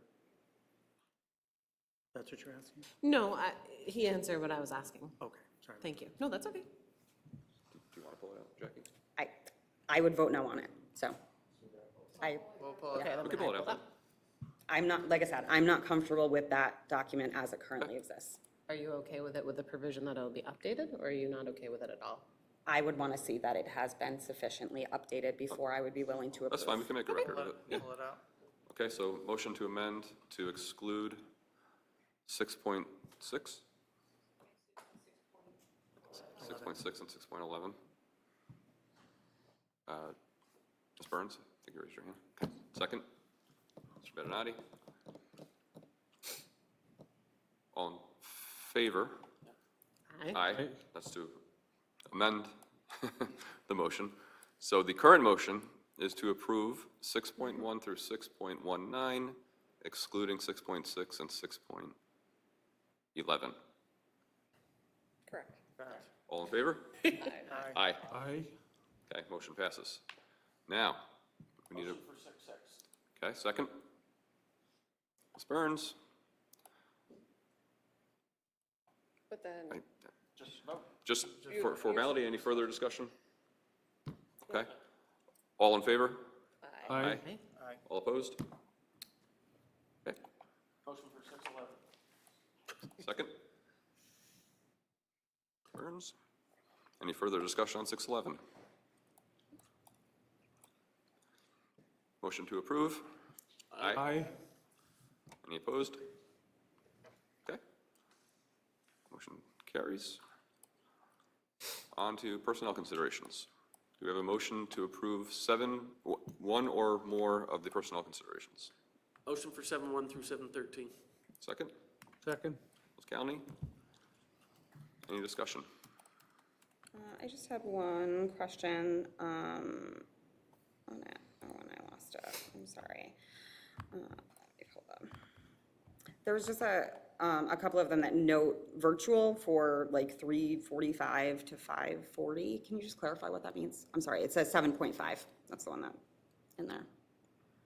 It's PM school teachers, Monday to Thursday, 3:45 to 5:40. suspension and those sort of classes. Understood. Thank you. I have a question on 7.6. What is specialized care assignment? So specialized care, we have an MOA with the Teachers Association, the TAs and the BAs. Okay. And there's a certain criteria where a individual needs a little bit specialized needs, so those individuals are working with those students get an additional dollar. Okay. And there's a committee that's in place that decide who those individuals are. Did they receive any additional training as a result of Yes, they do. working with a That's lawyer? part of the requirements. Okay. Thank you. And then Questions? my other question, sorry. Yeah. Where did it go?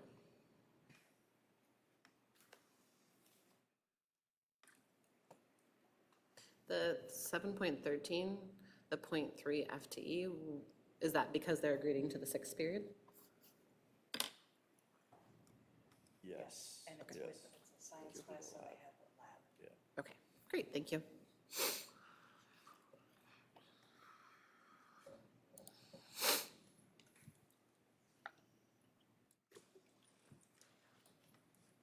I think we're good. Anything further? Nope, I'm Okay. set, personally. All in favor? Aye. Aye. Any opposed? Okay, motion passes. We have no informational items. On to special reports. Just briefly, we've been talking about engaging with the School Board Association to update our mission and vision statements and board goals and objectives. We've had a little bit of difficulty finding some, mutually agreeable dates. I've been looking for, the recommendation is to break it out into 2 4-hour retreat periods, rather than one continuous 8-hour retreat period. So I thought it best to find a Wednesday evening on a evening where we don't have a board meeting, because we've all kind of earmarked Wednesdays, I think, to some extent. And then maybe a Saturday morning for the second piece. Anybody who can make both, fantastic. Try and coordinate schedules to the best we can. So within those parameters, the dates that Mark Snyder has proposed, I asked him to keep it within the fall so we can keep some momentum on this, would be the evening of November 8th for 4 hours, which is a Wednesday, and Saturday morning on the 18th for 4 hours. So we don't need to decide right now. I just want to give you a sense of, where the conversation has come out. I'll send an email to everybody to see if that works for a majority of people. Before that first session, the School Board Association does recommend that we send out a survey to the school community, including parents, students, staff, for input on priorities and areas of concern, values, things like that. My initial expectation was that the School Board Association would do that for us. I'm not sure that they will. They'll help us craft the survey, but I think we need to use our own system to send out the survey and compile the results. So assuming that November 8th gives us enough time to get the survey out and then get the results and share them with the School Board Association, I'd like to target that date. We don't need to analyze the results, we just need to compile them and send them to them so they can help us walk through what they mean. Does that sound like a realistic timeline to you? Okay. Yeah. For the November 8th meeting, have the input for it? I would say the week before, if we could have the results sent over to Okay. the School Board Association so they can Okay. come into the meeting on the 8th prepared with what the survey means to us. So that's that. And then committee meetings, to the extent you have scheduled meetings, fantastic, keep it going. If anybody needs a scheduled meeting, please do it. Just to keep momentum on those. And if there's a way to post committee meetings so all of the board members can see what that schedule looks like, that would be helpful. I don't know if Board Docs has that capability or on the website or somewhere what that might look like. But if we can have some consolidated schedule so everybody knows when the committee meetings are being held, that would be helpful. Do you want a motion on that, Mike? No, this is just Okay. informational, thank you. That's it for me. Dr. Bailey, do you have anything to share? When we last talked about award ceremonies, there were some different members on the board, so I wanted to revisit the discussion around that. We talked about format for building level celebrations that we've traditionally done in the fall. We called them Board of Education Awards. For the elementary level, we're traditionally celebrating students who have scored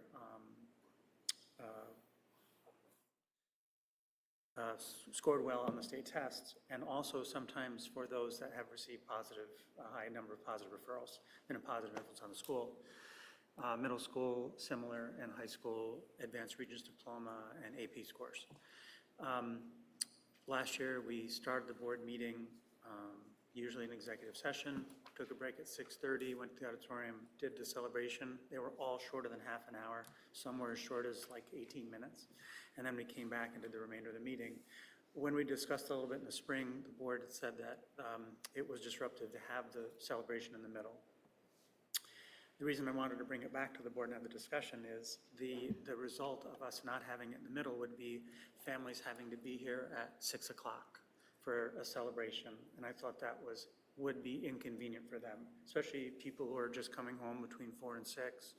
They would have to be coming home and maybe not eat with their families and bringing them here to do a 6 o'clock, 20-minute thing. I don't want to, it'd be more irritating to people than celebratory. So I wanted to ask what the board would be interested in. They're short ceremonies, and we could, in an effort to be more efficient, we could try and combine.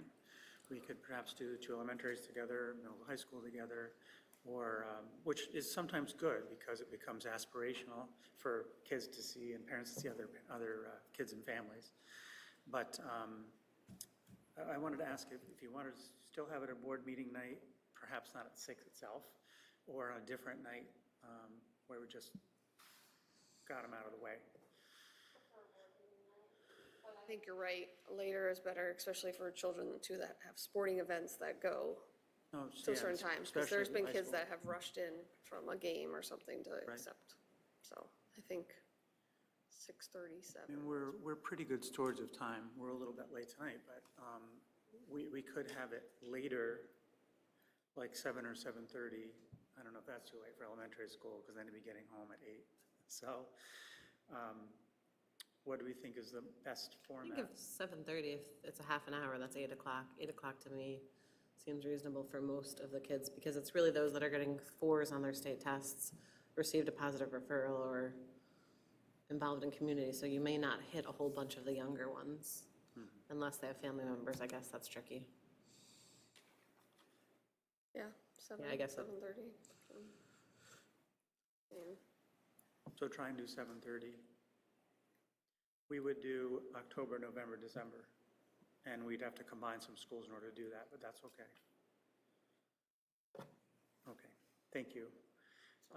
The other thing I wanted to say is that we will be releasing the last of the rebranding surveys in the next week.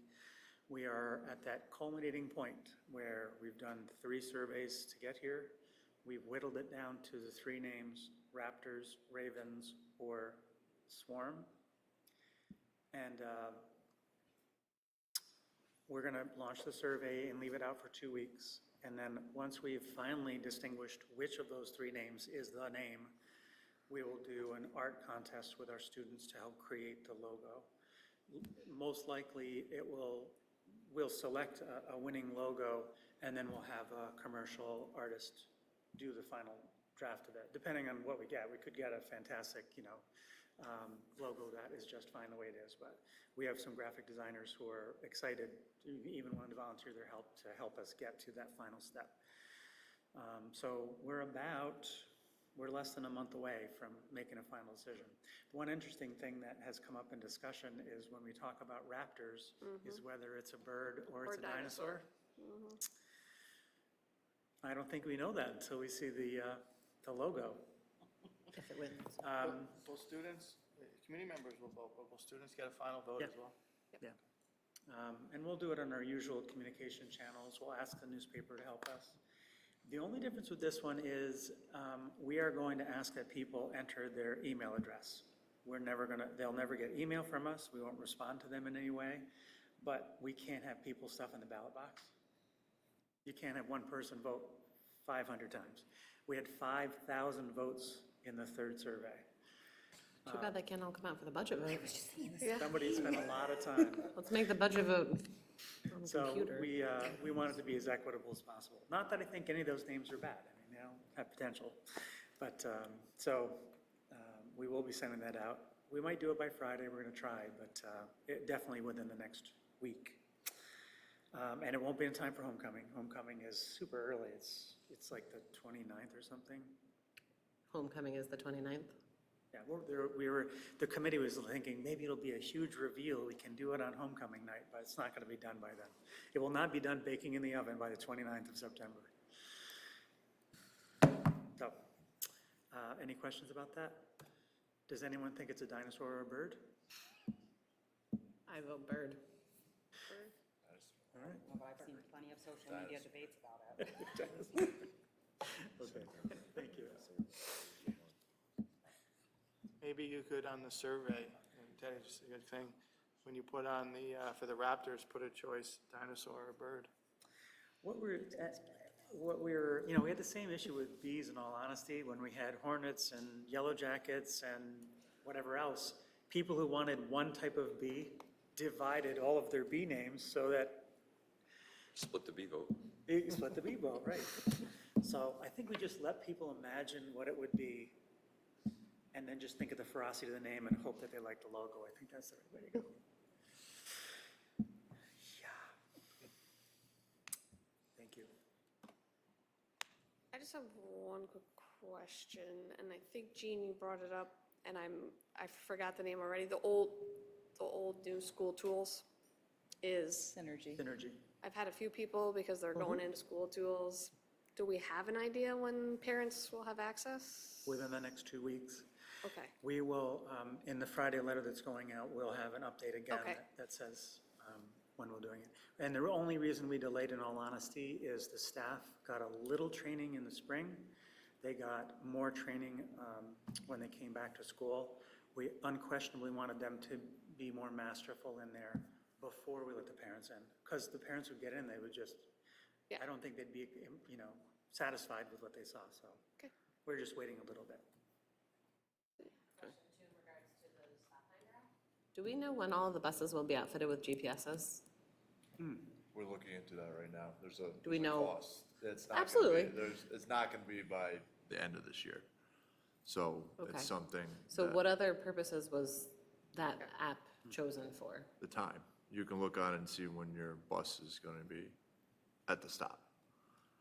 but that's like the Okay, student but paper, it it doesn't just is the change. same time Yeah, it every just day. The shows you schedule when is the it should same. be. Mine's changed. Oh, mine has Mine not changed. hasn't. Oh, so I asked Mine Craig hasn't. about it today, and he said that the system he has to update the system if it is going to update. And what happens is if the bus driver does, you're looking for if like, hey, my bus is gonna be 15 minutes late or 20 minutes late, right? Is that what you're looking for? Or you're looking for Yeah.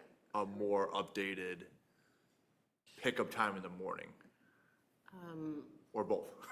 I guess both. I guess my question was more, why did we switch to it if the times were the times before, and if it's not altering that?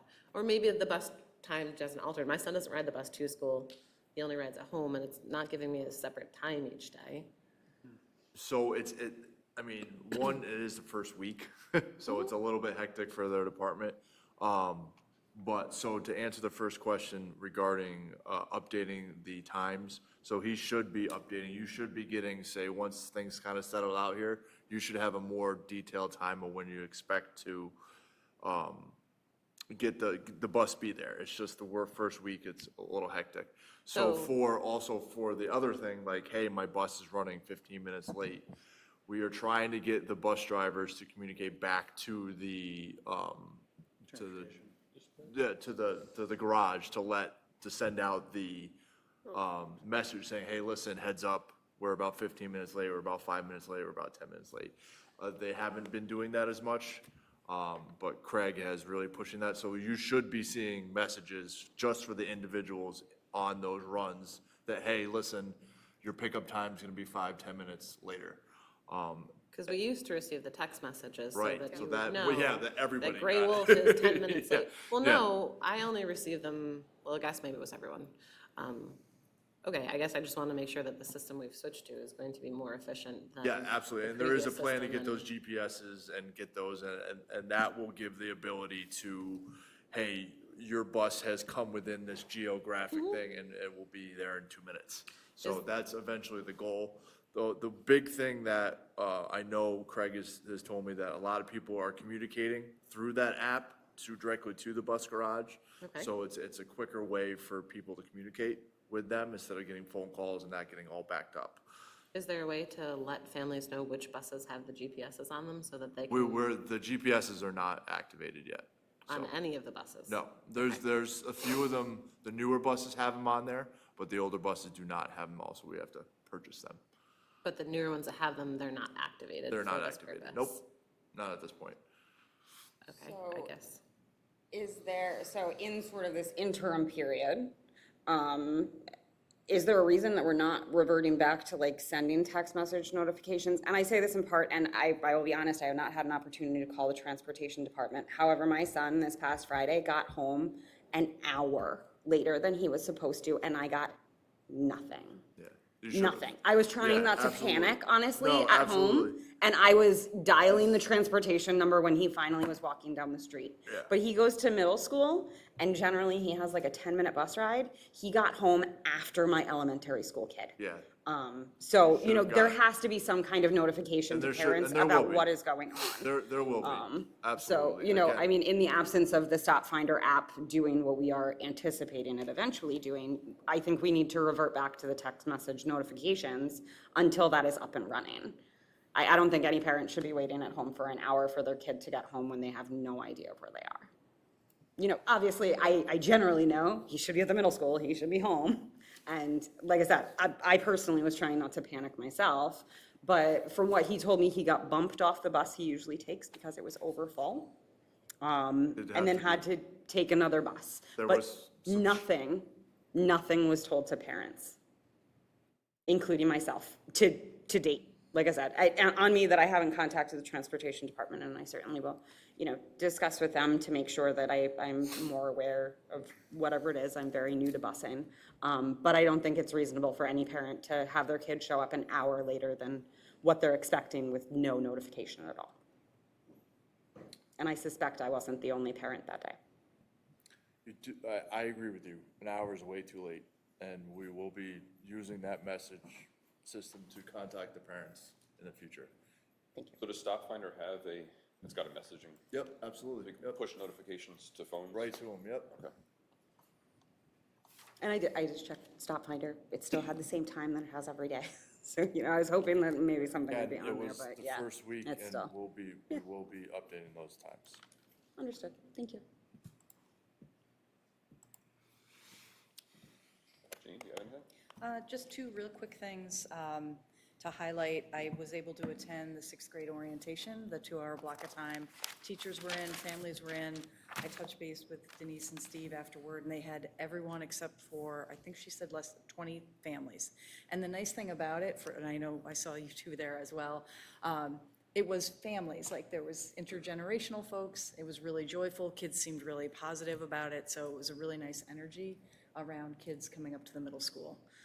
And then the other item was, I worked in part with, came into the work that was happening to finish up the ELA and Social Studies Integrated Curriculum for K-5.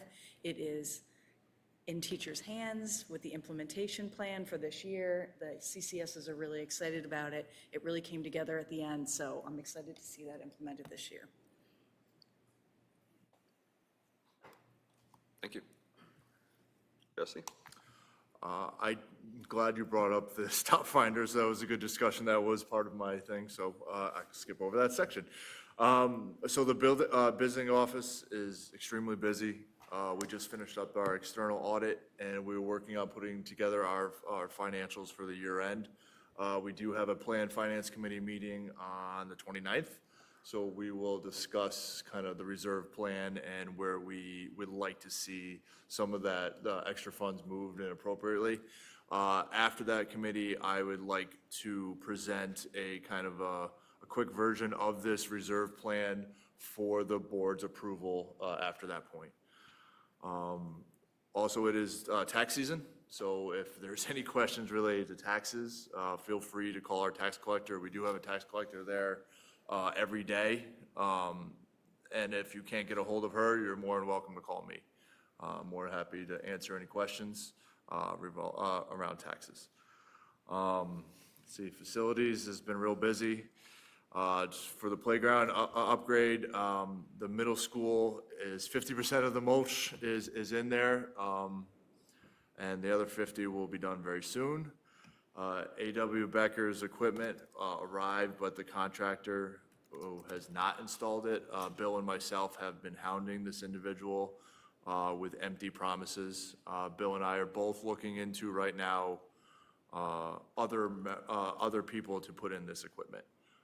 The big concern for Bill and I right now is this is grant funded, this playground, and that is due by the end. This grant is done by the end of September. So we really need to do something about this ASAP. What do you mean? You said that this is We tied have to to grant. expend the money by the end of the month. Okay, and I'm saying if that doesn't happen, what happens? The playground sits there unutilized? No, then we have to pay for it out of the general fund. And how much does it cost to install a playground? I don't know off the top of my head, I'm sorry. I'm sorry, I thought this was money from might, Lafarge. Insurances or damage or? It probably might get to depends that on what point, but right now we're hoping he would get it done. The other one is, okay, thank you. I'm sorry, I didn't hear. No, that's okay. Brian got it? Yeah. Okay. That's great. And then we will be going with a new contractor for the Peter B. Playground. There is, elementary schools are getting new drinking fountains, and that installation will be done on the second shift or after all the kids are out of the building. We do plan to go out to bid for a $100,000 capital project, which is those middle school hot water heaters. That bid window is right around October 2nd, and then we should get it back within October 13th, and hopefully get some work done over the wintertime. Let's see, do a quick, just a couple items for the capital project. The minutes are attached to the meeting. So we do the concession stand.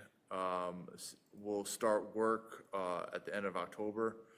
We did have a 5 to 6 week lead time for the windows, but we didn't want to mess up football season.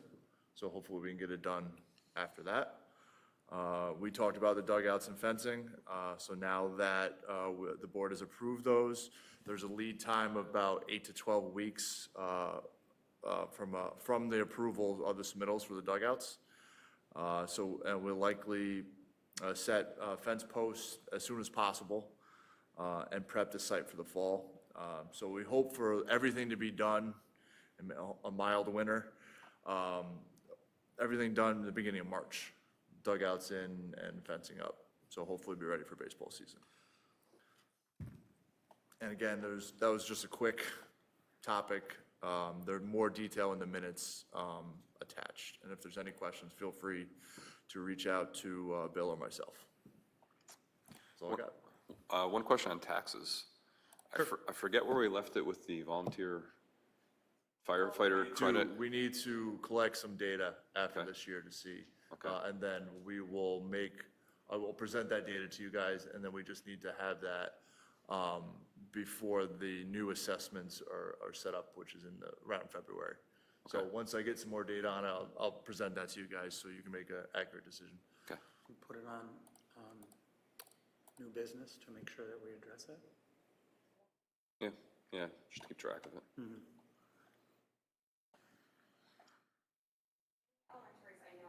I mean, last I was aware, there were some, like shelving that was still waiting to be put in, so the teachers were kind of temporarily using old shelving. Has that come in? Do we know when it may come in? So I believe it's not in yet, but we're once they do come in, because it's custom made, so once they do come in, Bill is gonna work with the teachers. And we've met with the teachers several times and scheduled a time for that to go in, so it doesn't affect any instructional time. And all this will be after hours, so no one will be in the building.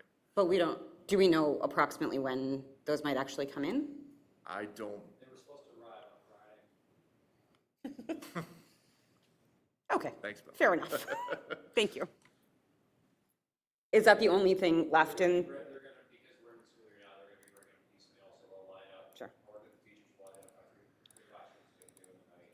They'll come in, they'll have them all in the van, they'll bring them all into the building and swap them out. Is that the only thing left in classrooms that we're kind of waiting on? Univents, yeah. Are supposed to ship in the middle of October. Okay. Thank you. And there's the pool dehumidifier is not shipping until April. So that's another big item that is, we're waiting on it coming before we finish the whole project. When did we originally anticipate that coming in? We knew there was gonna be a long lead time Okay. for that, yeah. I just wasn't sure if that was like we were supposed to have it last No, week no, and no, no, this no, is this now one, pushed this back to one April. is Okay. specific equipment that we knew was gonna be a long lead time. Got it. Thank you. All set? Back to the, sorry. Oh, no, okay. Circling back to the playground and the grant funding. So we're not gonna be together again until October, at which time, if it's not installed, we may lose that funding. Is there, I don't know how this works, but is there any opportunity to request an extension Yeah, on that we'll funding? figure, yeah, Okay. we're in the process of seeing what we can do to. Yeah, I mean, particularly it's not our fault, we're ready to go. Equipment, yeah, Yeah. equipment issues, absolutely, yep. Yeah, okay. Maybe the hurricane played into some supply issues, or? What's that? Maybe the hurricane in Florida played into supply chain issues or something? Yeah, maybe, we could try. Okay. Any new business? Yes, I have one thing. So, some of you may know this, some of you may not. This winter, I'll be coaching JV boys basketball here at RCS.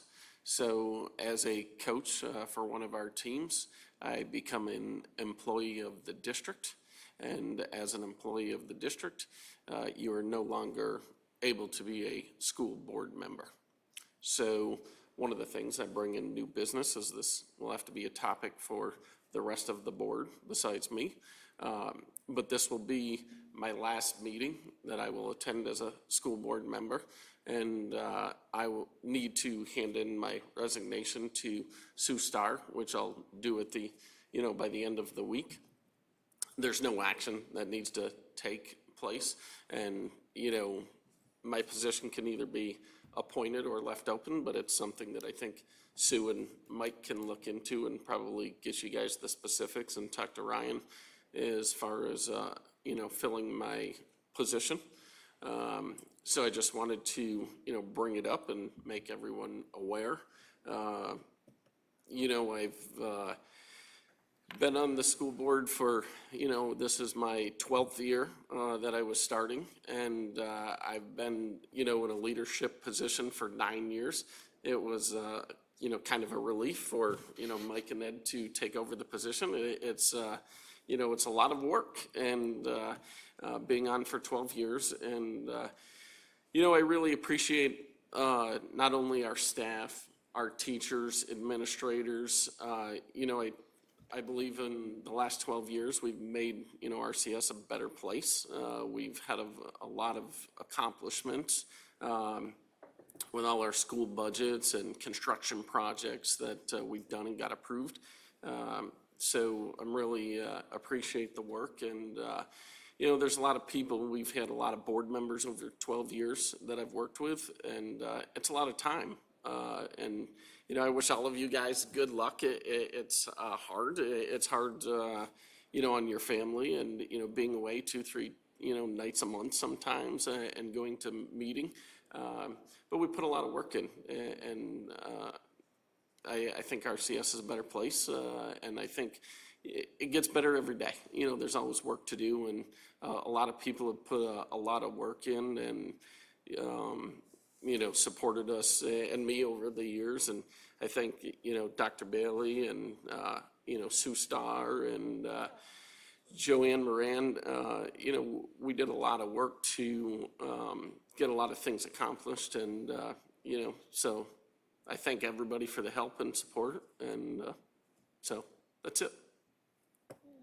Well, we certainly appreciate everything you get into this district, and even though this is your last meeting, maybe we can get you back here at one point in the future, and we can give you a proper send-off with a cake and maybe something else. Yeah. Well, see, that was the only thing, Ryan, when I talked to him about what the proper way to do it was, he goes, well, usually if you let the board know, they'll want to, talk to you before. But I was like, yeah, I'll take care of that this meeting and just make everybody aware. But so it's just, I didn't want to drag it out because it gives you guys time. I would have to do it by the next meeting anyways, before the season. And, but it gives you time to, try to think of, what you guys want to do for the rest of the year. So I don't want to leave you guys in a tough position as well. I appreciate that. Thank you. So. Thank you. It's appreciated. Yeah. So, that's all I got. Thank you. Okay. Old business. we've had, I think, everything on here addressed. The only last point on here is the, on the fourth item here, the superintendent evaluation. That is available for everybody to go in and complete now. Please do. On that, I sent a question to you, Brian, about that, that I wasn't sure if you or if someone else would be able to answer. I don't know if it's just because I'm new this year, but I'm not able to see anything in superintendent evaluation. I haven't gotten any response to know, if that is correct or in error, so I don't know if I'm supposed to be doing anything. So because the evaluation period is the 22 to 23 school year, we're actually gonna give Tina and Bill the opportunity to do an evaluation since they were on the board at that time. That's fine. I did send an email a couple of weeks ago. I would really appreciate much more timely responses to emails and inquiries. I think it's actually very problematic that, I have sent a number of emails now, and I know this is slightly off the topic from that specific one, but I have sent a number of emails that have gone completely unacknowledged, let alone responded to. So I would really like to get answers to the other questions that I still have outstanding with you as well, in a timely fashion. Thank you.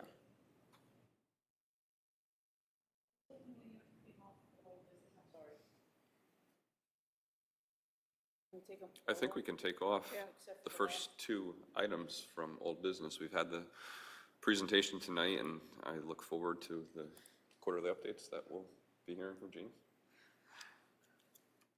I think those can go. Thank you. We have no policy adoptions tonight. We do have a hearing, petition. Donna, would like to come up? Thank you for your patience.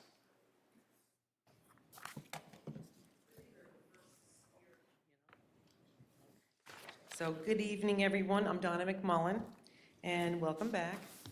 I'm going to read a handout from a teacher in the high school that myself and many other parents found alarming for a number of reasons. And I have a screenshot that I'll read to you. So the first line was for name, then second line subject grade period, then date, basic information sheet. 1, nickname or preferred name. 2, preferred pronouns. You have a series of check boxes. He or him, he or they, she or her, she or they or them. Number 3, when or if my teacher contacts by parents or guardians, 1, it is okay to check or to use my preferred name or pronouns, or please keep my given name or use my given name or pronoun. I actually was shocked that this came. So, first, it's alarming to think that an English teacher handed this out to students, since that person is supposed to be an expert on the use of pronouns and what they mean. My master's degree in education with a major in English tells me that a singular person can only be named using a singular pronoun. You are either he or she. A single person cannot be they, them, or we, for instance. Second, teachers are totally overstepping the bounds of authority when telling students that they are willing to keep a secret from parents. These are our children. We are responsible for their health and safety and do not hand over our parental authority when the bell rings each morning. They attend school to attain knowledge, to get a job, or acquire higher education. Teachers are hired to perform the duty of instructing on certain subjects within their knowledge of expertise. No teacher, 0, none, are hired to be our children's parent, doctor, psychologist, psychiatrist, or secretive confidant. I would say that most teachers hired at RCS understand this obvious separation of duties, but apparently one does not, and this needed to be brought to your attention. Lessons in schools should not be grooming children for an abnormal lifestyle or discussing any topics of human sexuality unless within the subjects of biology or anatomy classes discussing the reproductive organs of humans. There might be a component in phys ed where the body is discussed with muscles, diet, exercise, but there is no reason for every teacher in every subject to feel compelled to discuss sexual ideology with students. None. So that's one thing that we can take off the teachers' plates that are already very full. See, if a parent was standing outside in the parking lot talking to children about sexual fantasies and genderqueer topics, they would be arrested. It must be clear that the same goes for what happens inside this building, when the adults are teachers or school staff. Any adult discussing sexual topics with our children could be arrested. So they should make sure staff double-check their conversations with students and lesson plans and keep it rated G for children. If teachers want the lesson to be PG, that means parental guidance suggested. So perhaps they should float those lessons through us parents before getting in front of the class with it.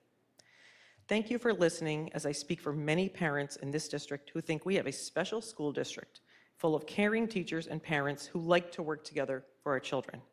But just as teachers would not want us parents sitting in their classrooms or poking into their private lives, same goes for the lives of our children whose parents are the duty to protect. Thank you and have a good night. Thank you, Donna.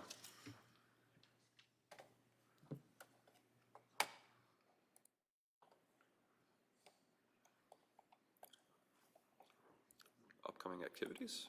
Is there anything to share other than the next board meeting that's listed here on October 18th? We have open houses galore. That will occur Okay. between now and our next meeting. Principals have or will send out a letter of invitation to their families. And they'll be included in our Friday letter as well. Reminders about the open houses. Okay.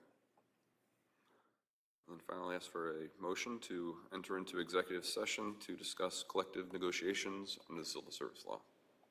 Ms. Cowney, second. Ms. Burns, all in favor? Aye. And after executive session, we'll be closing the meeting. No further action will be taken. Thank you.